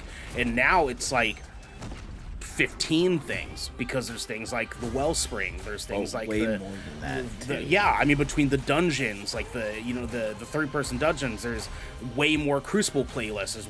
They're doing Trials of Osiris, which is a thing that I love, not nearly as hard as it used to be. There's lots and lots of content to be had here in Destiny, and the narrative story that we have in Witch Queen, and some of the stuff coming from Beyond Light is just insatiable now. I was talking to one of the social media reps for Bungie the other day on Twitter, and I was telling her that like one of my favorite parts in Witch Queen was one specific mission near the end of the story where Ikora herself, you see her fighting with you during one specific part of the mission when you're going to attack Savathun, and having a part in the story in the game where the actual Vanguard leaders are physically with you fighting. Now, granted, I know that's not the first time that they've done that. We got a big part of like the Cade story that was that too. But having more of it would be fucking phenomenal. I feel way more invested in the characters in this story than I was before. I feel invested in this universe more than I was before, where now I don't feel like I have so much need to study the lore of what's going on. Like, they give it to you. They actually give you a lot of the info now, just based on the story missions that you're doing. But outside of that, obviously I'm deep in the end game now, and I'm not bored. I'm not bored the same way that I was. And I know that's America's ass. I can't believe that I was able to fall back in love with this fucking game again because I was so worried. I was like, I'm gonna give this a shot. I'll try it out for like a month and see like where I'm at the end of that month. And I'm not slowing down yet because like even though like I haven't played with a lot of people on it, like I know that like Devin kind of, you know, he already got to the point where he was like, I don't need to play, you know, all the time anymore because I'm a higher, you know, power level. That's not the case at all. I've just been very, very busy these last 2 weeks, and Sure, that's all it is. I've just been very busy. No, I'm definitely jumping back in because I want to start raiding regularly, and Logan and I have been talking about that. But we need to get you through the grasp of avarice and get you your Gallahorn, baby. Yes, So, I do need to get my Gallarhorn. yeah. And I mean, like, you know, I've talked to you guys about it before. Like, I'm ready for raid stuff at this point. Like, I've outside of maybe a couple of absolutely necessary weapons that I'll need for something like a raid, like the Gallarhorn. My guy is synergized as fuck. Like, I've been working on my character for a while now. And I've never been more excited to be playing Destiny 2 than I am right now. So I just wanted to throw that your guys' way and, you know, give you guys the update on my obsession the past couple of months now. So I'm glad you finally joined me because for the longest time you would just talk shit about me playing it all the time. Well, no. Let's be clear. I was not talking shit about you playing it all the time. I was talking shit about you playing it during our meetings, you bastard, which I still don't do, even though I'm a level this game. Because I'd be like, Devin, right? We should totally do this, right? And he'd be like, yeah. And I'm like, you don't know what the fuck I just said, did you? What are you talking about? I'm an idea guy. I come up with lots of stuff. I still come up with lots of good things. And you'd be like, Xander, stop. And I'm like, I'm trying to fucking talk to you bastards. And you and Xander over here playing Destiny 2 missions while we're in our meeting. I hate you fuckers. What can I say? We're doing it for the content. Doing it for the content. You guys aren't even doing. Anyways, guys, let's get into our juicy stuff here. But before we get juicy, I have one question to ask Garrick. I saw you watching that trailer, Garrick. I saw your eyes. Shut up! I saw that twinkle. I saw your eyes, doggy dog. We saw those Gio eyes, just got it. Gio just got it. You know what I'm saying, doggy dog? Let's party, baby. You know what I'm saying? Look, listen. Me, Ernell. Look, I don't want to spend the money on it. Xander, Garrick, Logan, Garrick, Larry, Garrick, Josh. I want to play on my Xbox. I really want to play on my Xbox if I'm going to play it. I don't want to have to rebuy everything. He's just listing names. No, all these people play it. I know, but like that's literally Anderson. Look, I guess I'll tell you. I installed Destiny 2 the other day. Like it's installed, but I'm not gonna boot it until I have the content. But I don't have any extra content right now. Nothing. Like, yeah, you're waiting for like a super sale. Yeah, because I want to play on my Xbox. Sure. Not my PlayStation. I want to play on my new Xbox. And so I'm just waiting. Like, I don't know if I should just wait and buy Witch Queen, but like, I don't know if because I need access to some of the exotics to do end game content, like raids and stuff, because some of them are like in the meta right now. Right. But like, but rebuying all the content's like over $100. I think the most important things to have really, like, I think what you need, Beyond Light, the 30-year anniversary, and Witch Queen. You'd be fine with those. Well, doesn't the 30th anniversary come with Beyond Light? No. You can get a dual package that's discounted that is Witch Queen and the 30th anniversary stuff together. Beyond Light is its own separate expansion. Yeah, okay. Yeah, I couldn't remember if I got them together or not. But listen, I'm just saying, Garrick, you don't necessarily need Gallarhorn to do the raid. You don't need that. It just helps. Witch Queen's still $40. It just came out like a month ago. I know, but I'm just saying I don't want to spend $40. You should. One of us. Anyways, Devin, what do we got for the people at home? Yo, It's time to protect your neck. Yes, it is, baby. Let's go. Let's go. Let's fucking Gallows. Let's fucking do it, boys. Today for the Gallows, our headlining segment, we are talking video game movie rankings. Ladies and gentlemen, we have a very, very fun one for you guys today. We are going to be ranking video game movies that have come out over our time. And it is going to be a delicious little show here. So what I'm going to do, I'm going to go ahead and set us up with another doc here. And I'm going to list off all of the video game live action. We're restricted to live action. We're not going to do animated because that's just like a whole other thing that we have to deal with. Yeah. Because the animated ones would just win anyways. Yeah, it's just, obviously. So I'm going to make a new doc here. Actually, no, wait, sorry, wrong one. I'm in my personal. I got to go to the Good Kraken one so we can keep it. I'm going to make a new doc. I'm going to read off all the live action video game movie adaptations that we've had. And then we are going to, one by one, name off ones that we want to put in this list. And then we will rank them. Gentlemen, are you boys ready for the show? You know what I'm saying? We're going to name this video. Game movie. Are you just gonna list them like chronologically from the Wikipedia, basically? Yes, correct. Yeah. So first off, we have Super Mario Brothers from 1993. That's a must. That is absolutely a must, dude. It's so bad, though. That's a fuck, dude. Like... I know. Yeah, but it's the first live action video game adaptation. It's gotta so bad. The Koopas. We'll talk it out in a second. Next, we have Double Dragon from 1994, Street Fighter from 94, Mortal Kombat from 95, Mortal Kombat Annihilation from 97, Wing Commander from 99, Lara Croft Tomb Raider from 2001. Okay, stop right there. Do we want Angelina Jolie, Lara Croft, or do we want the newer one, the reboot that's based off the video game, the newest reboot video game series? I think they both need to be in there. But I know there can only be one because we have too many to pick from. We're going for top 10. We're gonna talk about it after. I need to finish listing them off first. So we'll talk about it after.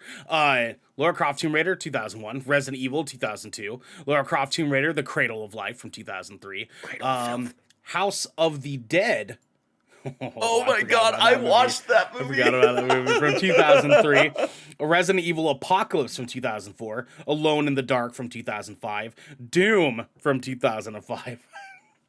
Blood Rain from 2006, Silent Hill from 2006, DOA Dead or Alive from 2006, Resident Evil Extinction from 2007, Postal from 2007, Hitman from 2007, In the Name of the King, A Dungeon Siege Tale from 2008, Far Cry from 2008, Max Payne from 2008. Wait, there's a Far Cry movie? Yes, there is, my friend. Street Fighter: The Legend of Chun-Li from 2009, Tekken from 2010, Prince of Persia: The Sands of Time from 2010, Resident Evil Afterlife from 2010, Resident Evil Retribution from 2012, Silent Hill Revelation from 2012, Need for Speed from 2014, Hitman Agent 47 from 2015, Warcraft from 2016, Assassin's Creed from 2016, Resident Evil The Final Chapter from 2017, Tomb Raider reboot from 2018, Rampage from 2018, Dead Trigger from 2019, Detective Pikachu from 2019, Sonic the Hedgehog from 2020,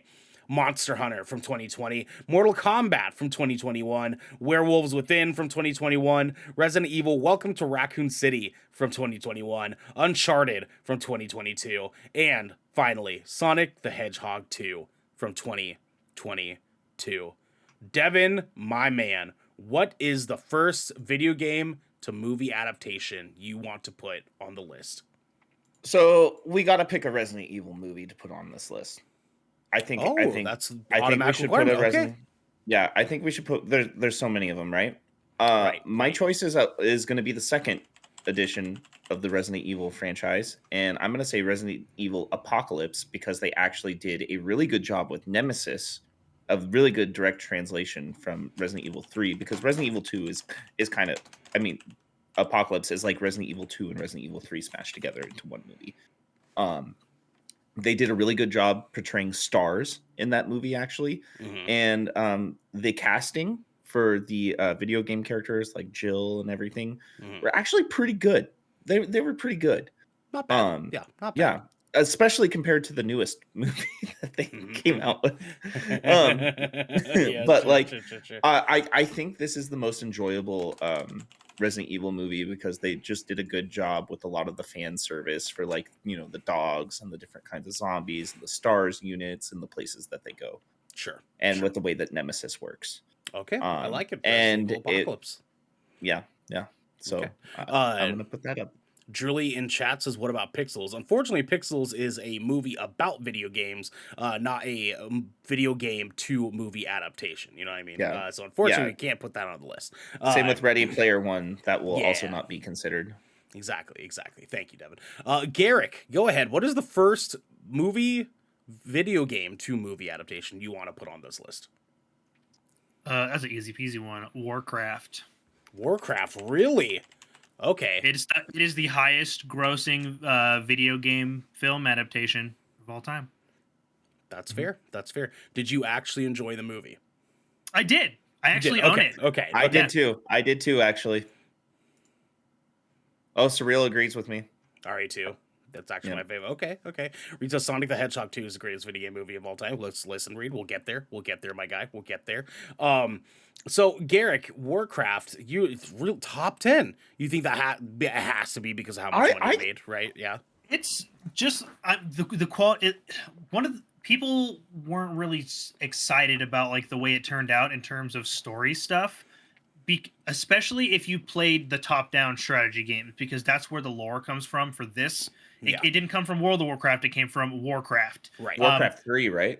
I believe so. Warcraft 3, which basically led into what we know as World of Warcraft's original, like, vanilla version. And I never played Warcraft 3. I know Warcraft 3, the original version, is, like, coveted as, like, the best Warcraft game. So I know enough about the lore to be familiar with the characters, but I didn't get to experience the lore in the same way the people who played the original game did. So I loved it as a person who just knew about World of Warcraft and had played all of the previous MMO version content and really liked to get to see the back version of those characters from like on the big screen versus, you know, in the MMO. And the CGI still looks so freaking good. Yeah. Like, that is honestly one of the best parts of the film. Like, the CGI in that film's incredible. And I didn't dislike any of the casting. I thought all the characters were portrayed well and did a really good job. Okay. All right. You know what? I think that's fair. I think that's totally fair. I am going to go ahead and vote in Mortal Kombat. Thank you. I mean, it had to be on there. It had to be. Right? The 1995 version, 1995. Right? Yeah, that's what I'm saying. Okay, just making sure that we're in agreement here, because I do want to just, you know, make a little honor note. The Scorpion Sub-Zero from the most recent one are fantastic. Perfection. Yeah, absolutely, so good. Yeah, absolute perfection. Don't get me wrong. I do really like the newest one. But it had problems. Right? Like the literal plot armor. But the original Mortal Kombat movie was absolutely revolutionary at the time, right? Because it's like, this was our first time getting a video game to movie adaptation outside of Street Fighter, because I know Street Fighter was very, very pivotal as well. Jean-Claude Gosh darn it. Yeah. This is the first time that we got a video game to movie adaptation at the time that was like very true to like what was happening in the video game. They were going into a tournament. It was fighting. It was bloody. Had a lot of crazy shit going on. And even though that it does not particularly age well, I know everyone at the time was like, holy shit, they made that come to life. Because, like, listen, we know now, like, we CG now in comparison to what it was back then. But seeing what they did with Goro in that movie, insane. Seeing what they did with Sub-Zero's ice moves, insane. So when Scorpion pulls, like, the slow thing coming out of his hand, everyone was like, oh, dude, what the fuck, man? That movie was a game changer as far as video game movies are concerned. It has to be on this list, if you ask me. Absolutely. Devin, your second one to put on here. What do you got, baby boy? Well, you're noticing a theme after I say this one, but Silent Hill. Silent Hill. Okay. Now here's the deal. I want to fight you. I want to push back just a little bit on this. as a massive Silent Hill fan, I personally feel Silent Hill 2, the movie, was better than the first one.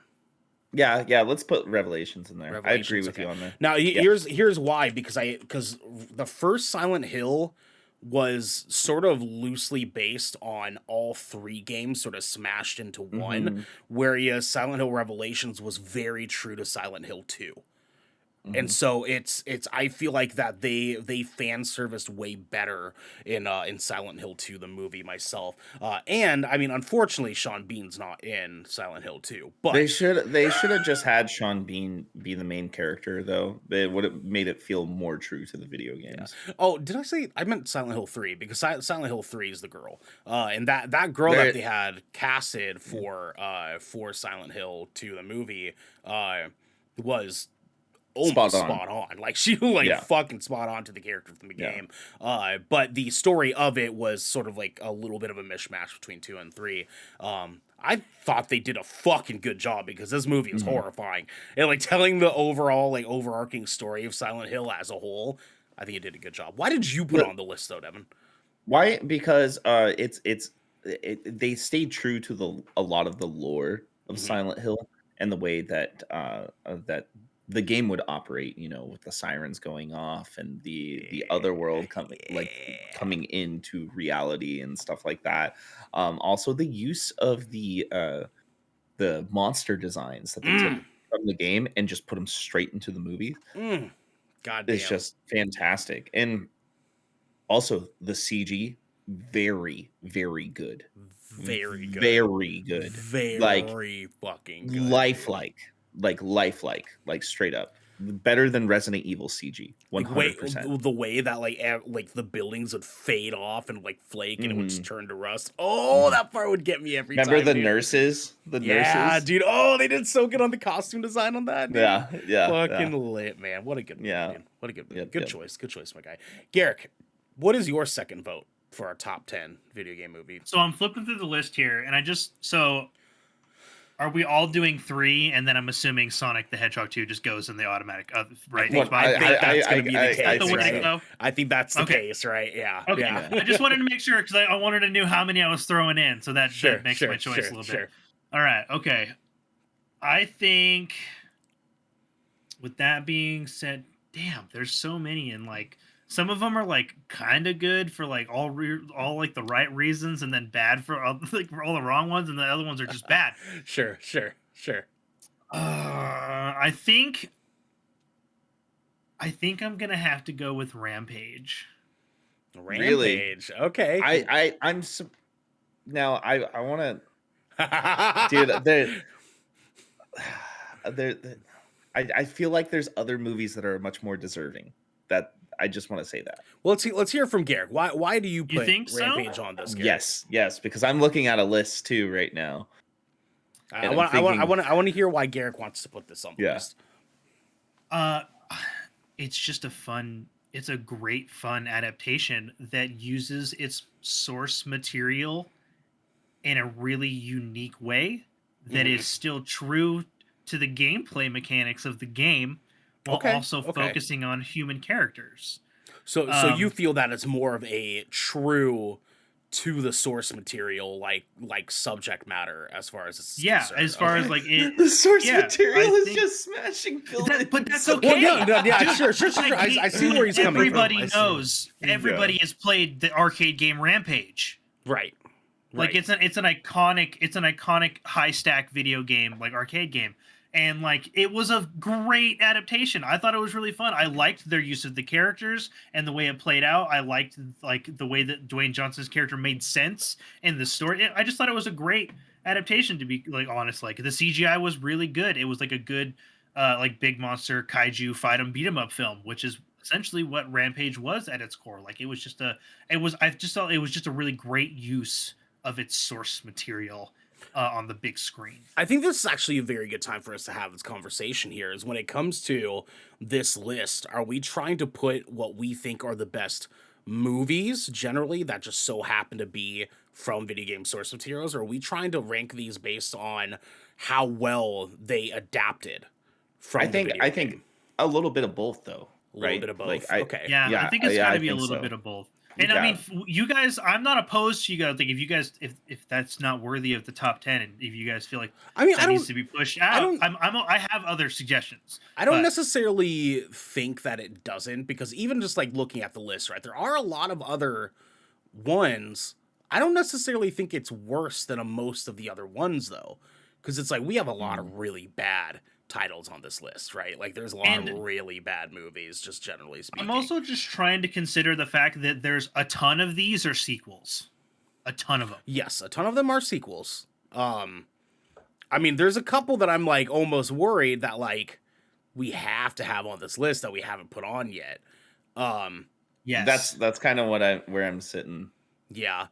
I'm gonna put Rampage in a selective spot here. We're gonna put Rampage under maybe, like a maybe list here, okay? So let's put Rampage down there for now.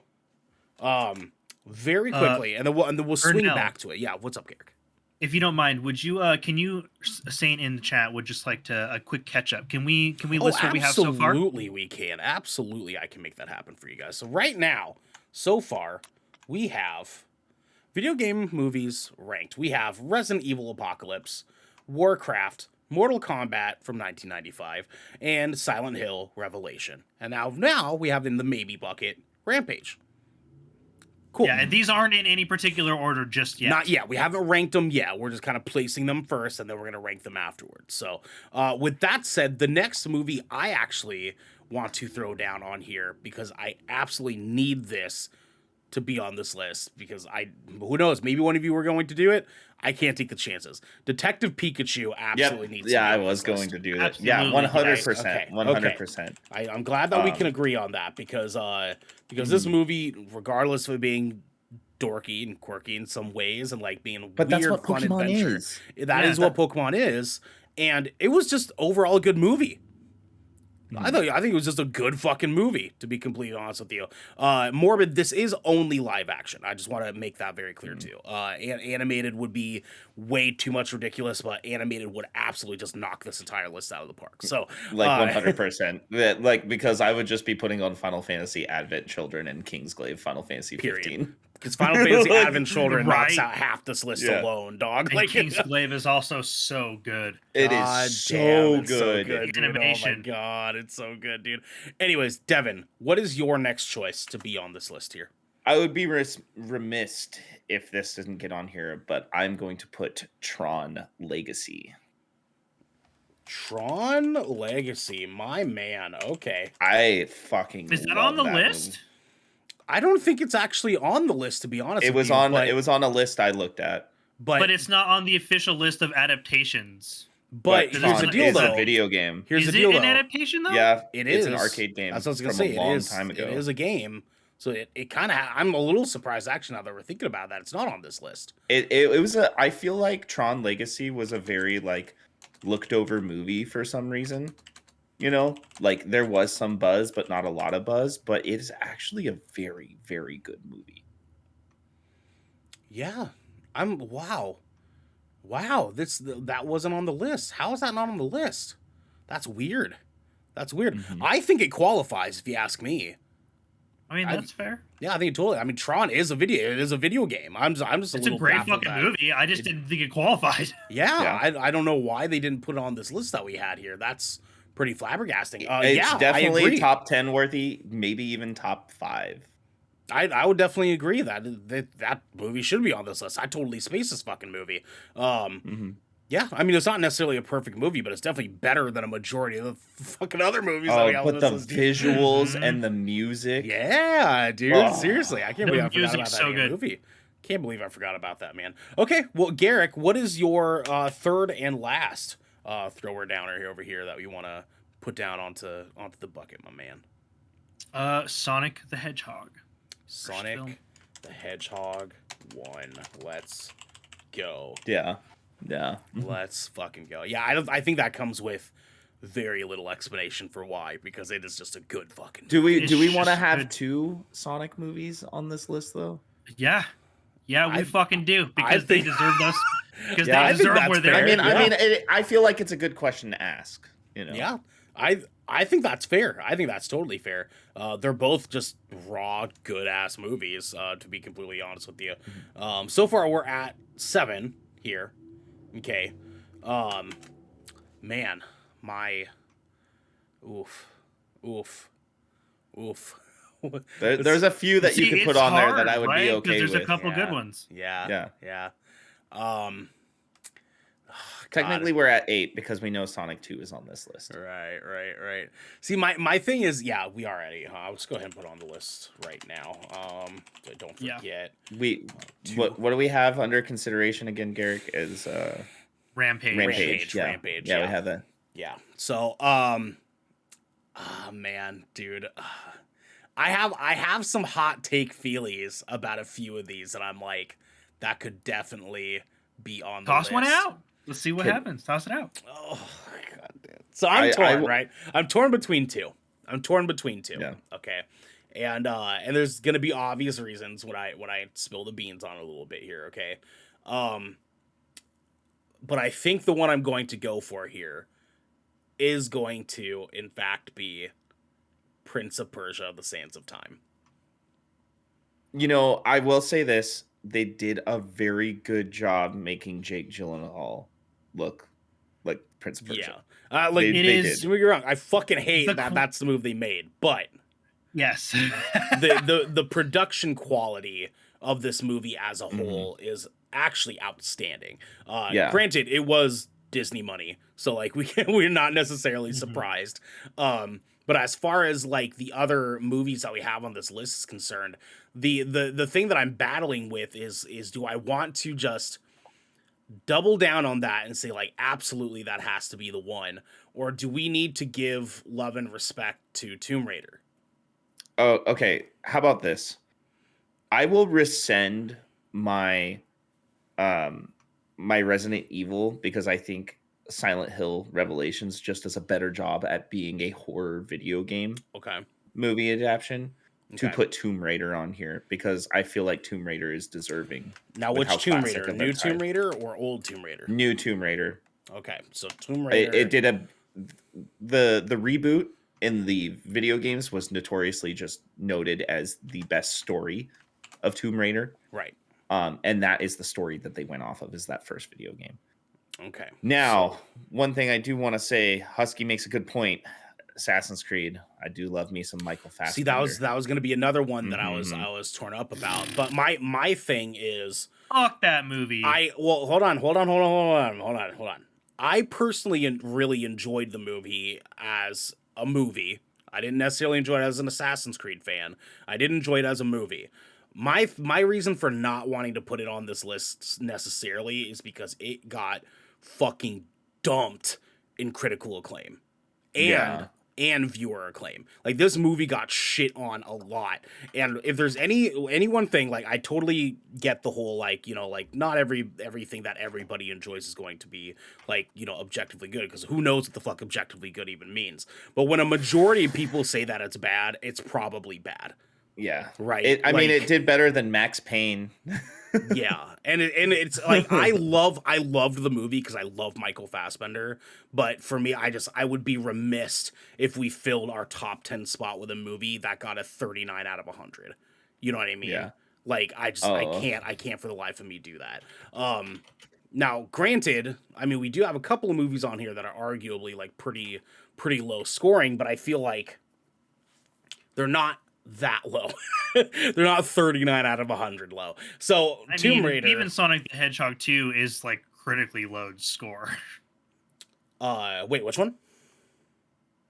Even Sonic 2 was like critically only at like a 68.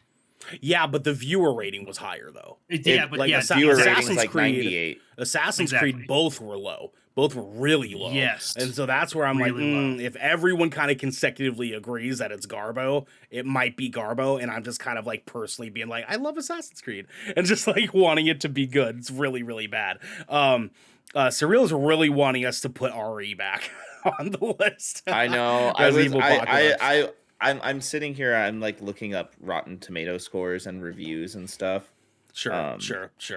In the meantime, I'm going to go ahead, because we got Tomb Raider on here, I'm going to go ahead and drop in my Prince of Persia one. We'll see where we're at here. Persia. I surreal. Look, I do like Resident Evil Apocalypse, but critically, Tomb Raider is more acclaimed than Resident Evil, but it's still like a meh ass movie. Well, here's the deal. Here's the deal. Okay, and audience. We still have the question here of Rampage. Is Resident Evil Apocalypse better than Rampage? No. I don't think so. I've seen Rampage too. And I almost think it is.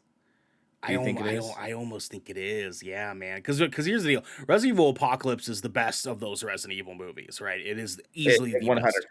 100%. I think that, like, well, so first off here, Rampage has a better audience score and tomato meter than Resident Evil Apocalypse. Hold on. Resident Apocalypse. This is me fighting for you, Garrick. Against my own suggestion. And I mean, Rampage. I mean, if Rampage doesn't deserve the spot, I would totally bow to it. I just really thought it was a good ad. I really did just I loved that movie. I mean, here's some context here, right? Resident Evil Apocalypse made $129 million, and Rampage made $428 million. So I mean, like, and it has a better critic rating and a better audience score. Now, I mean, granted, like, we usually do like a honorable mentions thing here. I think we can put Rampage on the official top 10, and we can put horrible. Wow, I really did that. Honorable mentions list down here. Horrible mentions with Resident Evil Apocalypse, and we can make that Devin's honorable mentions for that listing. Yeah, how do you feel about that, Devin? Everyone just gets like one honorable mention. I would say, yeah, because we don't want to pack in too many. Okay. Devin, do you want that to be your honorable mention? Yes. Okay. Oh, Jesus, he sneezed. Okay. I had to sneeze. That's why I wasn't like answering. Yeah. I like felt it coming on. I was like, oh, geez. Julie in chat says, what did you guys think of Doom? That's a fucking awful movie. So bad. It is an awful but the first person stuff was fun. Man, it was fun. It wasn't good. But it was who fun. does it better? Halo. They do it better. You're right. You are right. That first person part of the movie was awesome though from Julie. Yeah, that's true. Yeah, I don't know, dude. I wish that movie would have been better. I wish that Apocalypse was great. Doom Apocalypse, the animated movie, great. Yeah, very fun. Very fun. All right, guys, let's rank these bad boys and we'll deal with the last two honorable mentions afterwards. You guys ready? Yep. What is our number 10 on this list? All right. I am gonna have to say probably Prince of Persia. Yeah. Okay. I think that's fair. That movie had a lot of issues. Yeah. Its casting was pretty was criticized pretty heavily. Yeah. No, I know. It's rough out here. Oh, I like the movie too, but like it's like one of those ones where like you go back and watch it through like the 2020 lens, and you're like, fuck. You're just like here's the thing. It made the top 10 list. It did. I mean, it is a fun movie. It's good. It's a very good adventure movie. I have caveats about some of the writing they did, the writing choice they did, and obviously the casting was just knocks off points, man. You can't keep points on that one when they did that shit. Number 9. What are we thinking? I'm tied between Rampage and Warcraft, personally. Myself. I was actually gonna suggest Tomb Raider.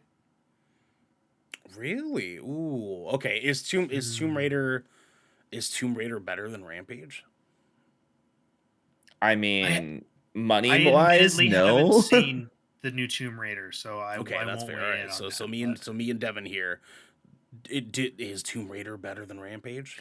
I think I personally enjoyed Tomb Raider more just because of the content, within it. I would be okay with Rampage being like number 9 and then Tomb Raider being number 8. I like the way that sounds. That's the way fair. that sounds. Yeah, I think that's okay. Because the Tomb Raider movie, it's good. It's better than the Angelina Jolie one, if you ask me. 100%. Like 100%. The story is just way more put together. It's the Tomb Raider reboot game. Yeah. That's what it is. Yeah.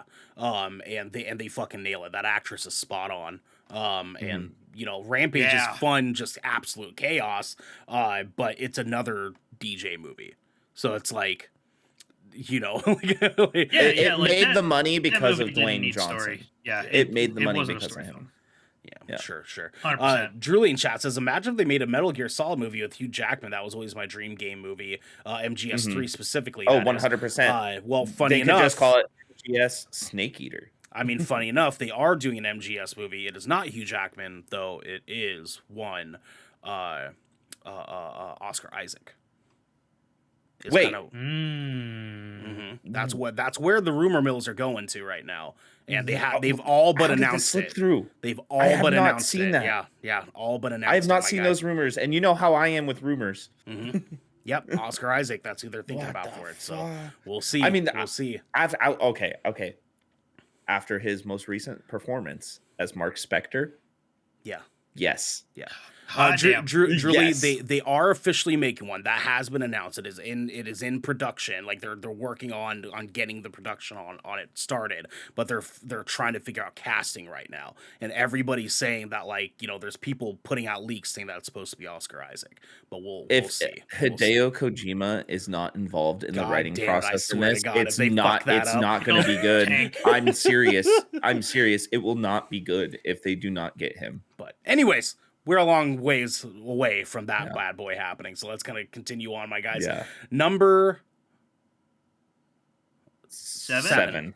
Yeah, I was like, gotta count. Wow, brain fart. So number 7 here. Looking at this Warcraft. Thank you. I would even toss in Tron Legacy right on top as number 6. Not for me. I think that's a better movie than number 6. Yeah. Man. I think that's a better movie I don't than think number that 6, deserves man. top 5. I said earlier, arguably top 5. Hold on. I think Mortal Kombat is number 6. Yep. And that's where my head was. Because Tron's a better movie than Mortal Kombat, man. Yep. Garrick, what do you think?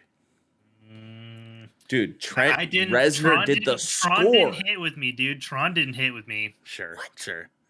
But Mortal Kombat did. Yeah, it did. As a movie, as a quality movie, you think Mortal Kombat's better than... When I saw it when it released, yeah. I mean, did it age with grace? You saw that movie when you were 3 years old? I mean, my relative childhood, like, like when it was still... Don't listen when it to was this still in guy. the trend of cinema direction, I felt like it held up better. But I mean, I don't know. But I really didn't like Tron Legacy. Wow. I just don't think it's top 5 material is all. Yeah. That's why I put it at the 6th spot. I will agree it's better than everything else previously listed, but I feel like some of the other ones are just better. I feel like Mortal Kombat should be 5. It sounds to me like we need to go into chat here and do a poll. It sounds like it's poll time, babies. Guys in chat here, I need y'all to do me a favor. I'm about to put up a poll. Which is a better movie? And we'll just let you guys do the voting for us here. We have one, Tron Legacy, or Legacy, or Mortal Kombat 1995. Here we go. You guys can put that. I will drop that in there. We'll just do that for a quick 1 minute. You guys have to hurry and jump in here, okay? Yeah, it is there at the top. Put your votes in. Guys. Get that in there really, really fast. Dude, yeah, I mean, like, I get where you're coming from, Garrick, because I know that, like, Tron Legacy didn't necessarily review like crazy wonderful, but between these two movies, like, I don't know, man. Cinematography is good. I don't know though, man. Like, it's I love both equally in a weird way. right? They're good for different reasons, because Tron had a great I did like Tron. I liked Tron as a movie. It didn't resonate with the same way as like Mortal Kombat did, because Tron had great CGI use for its time. It really incredible like effects and a really great soundtrack. But going back to like the video game adaptation part, Mortal Kombat did a fantastic job of like translating that source material onto the silver screen. That's very fair. That's very fair. And it looks like the Fish family has voted Tron Legacy is better than Mortal Kombat 1995. I'll take that. Like, it was the only one I could see just going either way. That is okay. That's all right. That's why we have the Fish family here. You know what I mean? That's why we do this. That's why we do this for the people, you know? Okay, Thank you, so we have Mortal Kombat there, and then next will be Tron Legacy right there at the number 5 spot. Boop. All right, and we'll kind of delete that there. So I'm staying organized here. I just realized something. Silent Hill made it into the top 5. It's a good movie. I think Mortal Kombat might be better than Silent Hill. Silent Hill? I think Mortal Kombat might be better than Silent Hill too, dude. I mean, because Silent Hill is very true to the game, but it's not that good of a movie. So that would make Mortal Kombat Tron and Mortal Kombat top 5. Yep. I think that's fair. I think that's fair. You ask me. You think Silent Hill is better than everything else previously listed? Yes. Right? 100%. You guys feel good about that, though? Okay. Just making sure. I don't know if I think it's better than Warcraft. Really?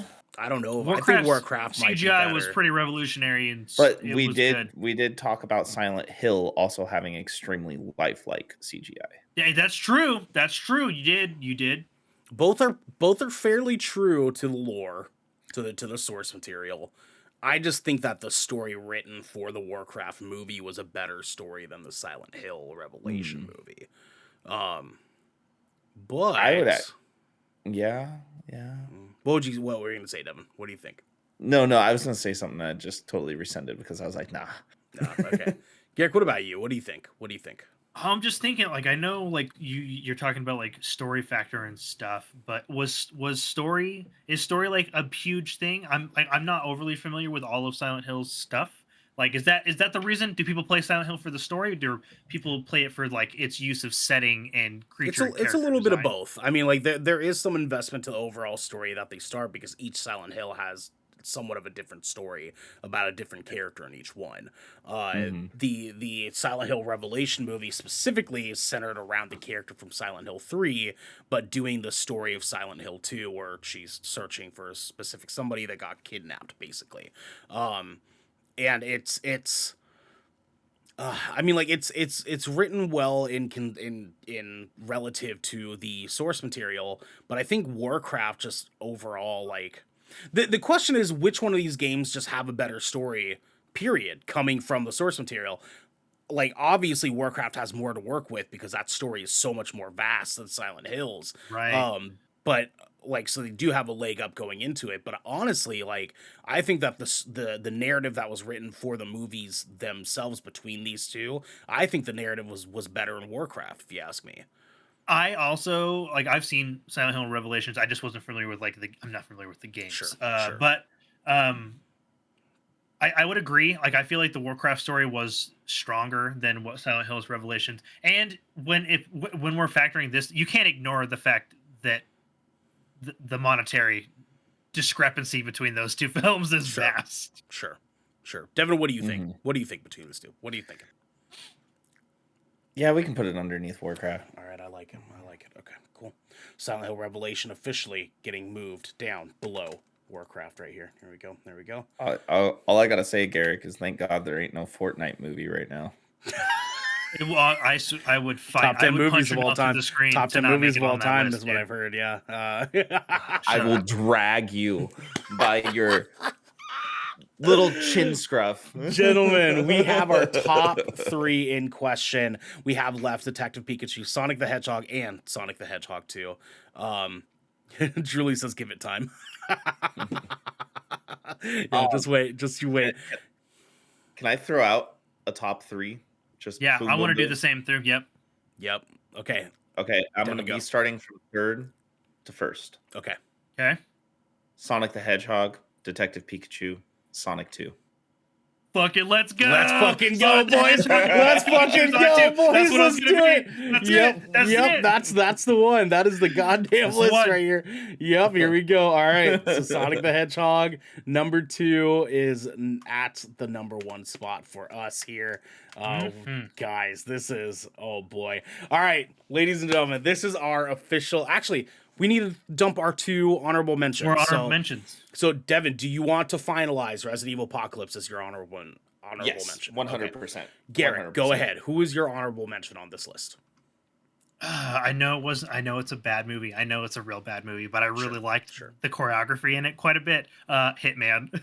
Yeah, actually, I'm okay with that because I did enjoy it when I watched it. I liked it. It was a good flick, dude. Now, it was like John Wick before John Wick. The first one. The first one. The first one, not Agent 47. Fuck. So Timothy Oliphant, not the new guy, right? Okay, yeah, good choice.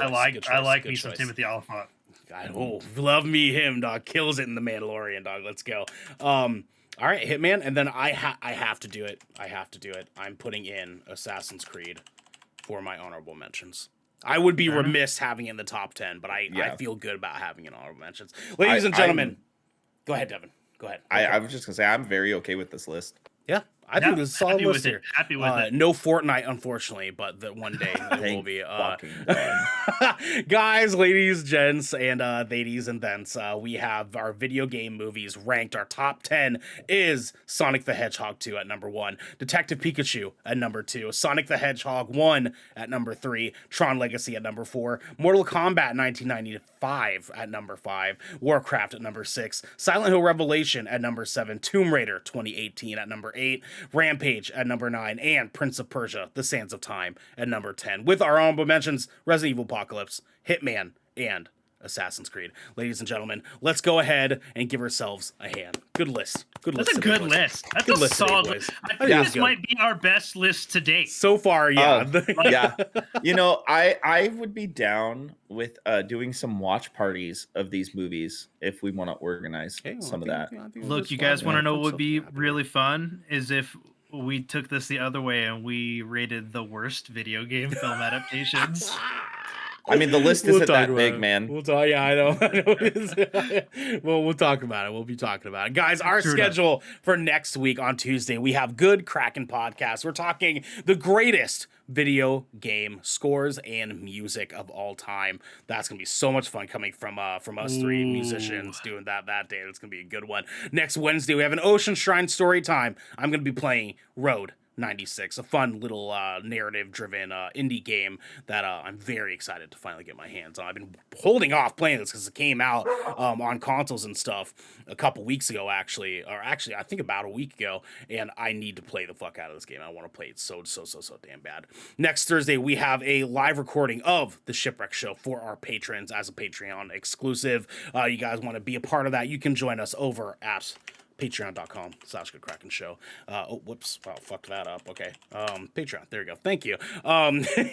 Where you guys can catch that live. Otherwise, you have to wait until Sundays when we release it for everyone on YouTube and our podcast services. But if you want to watch it live and be a part of the show and chit chat with us and hang out with us, have a good time, you can do that over there. Next Friday, we have our monthly charity stream of Splash Damage. And next Friday, we are playing Switch Sports. We are calling it the GK Olympics. It's going to be a damn good time. It's going to be Devin and Josh and Garrick and potentially one of you if you guys want to get a hold of us. If you plan on getting Nintendo Switch Sports, let us know. We'd love to have you on. We'd love to have a good time with you guys. It'll be me and DJ Simfix commentating for you guys. It's going to be fucking shit show. I'm so excited, dude. And then next Saturday, finally, we have another Good Kraken podcast. We're going to be talking about greatest movie scores and music. Oh boy, that's gonna be a fucking good one. A lot of Nolan gonna be on that list. You know what I'm saying? Because that Interstellar score, woo-wee! I'm telling you, yeah, guys, Nolan will be featured heavily. Let us know in the comments below and on Twitter and on Discord.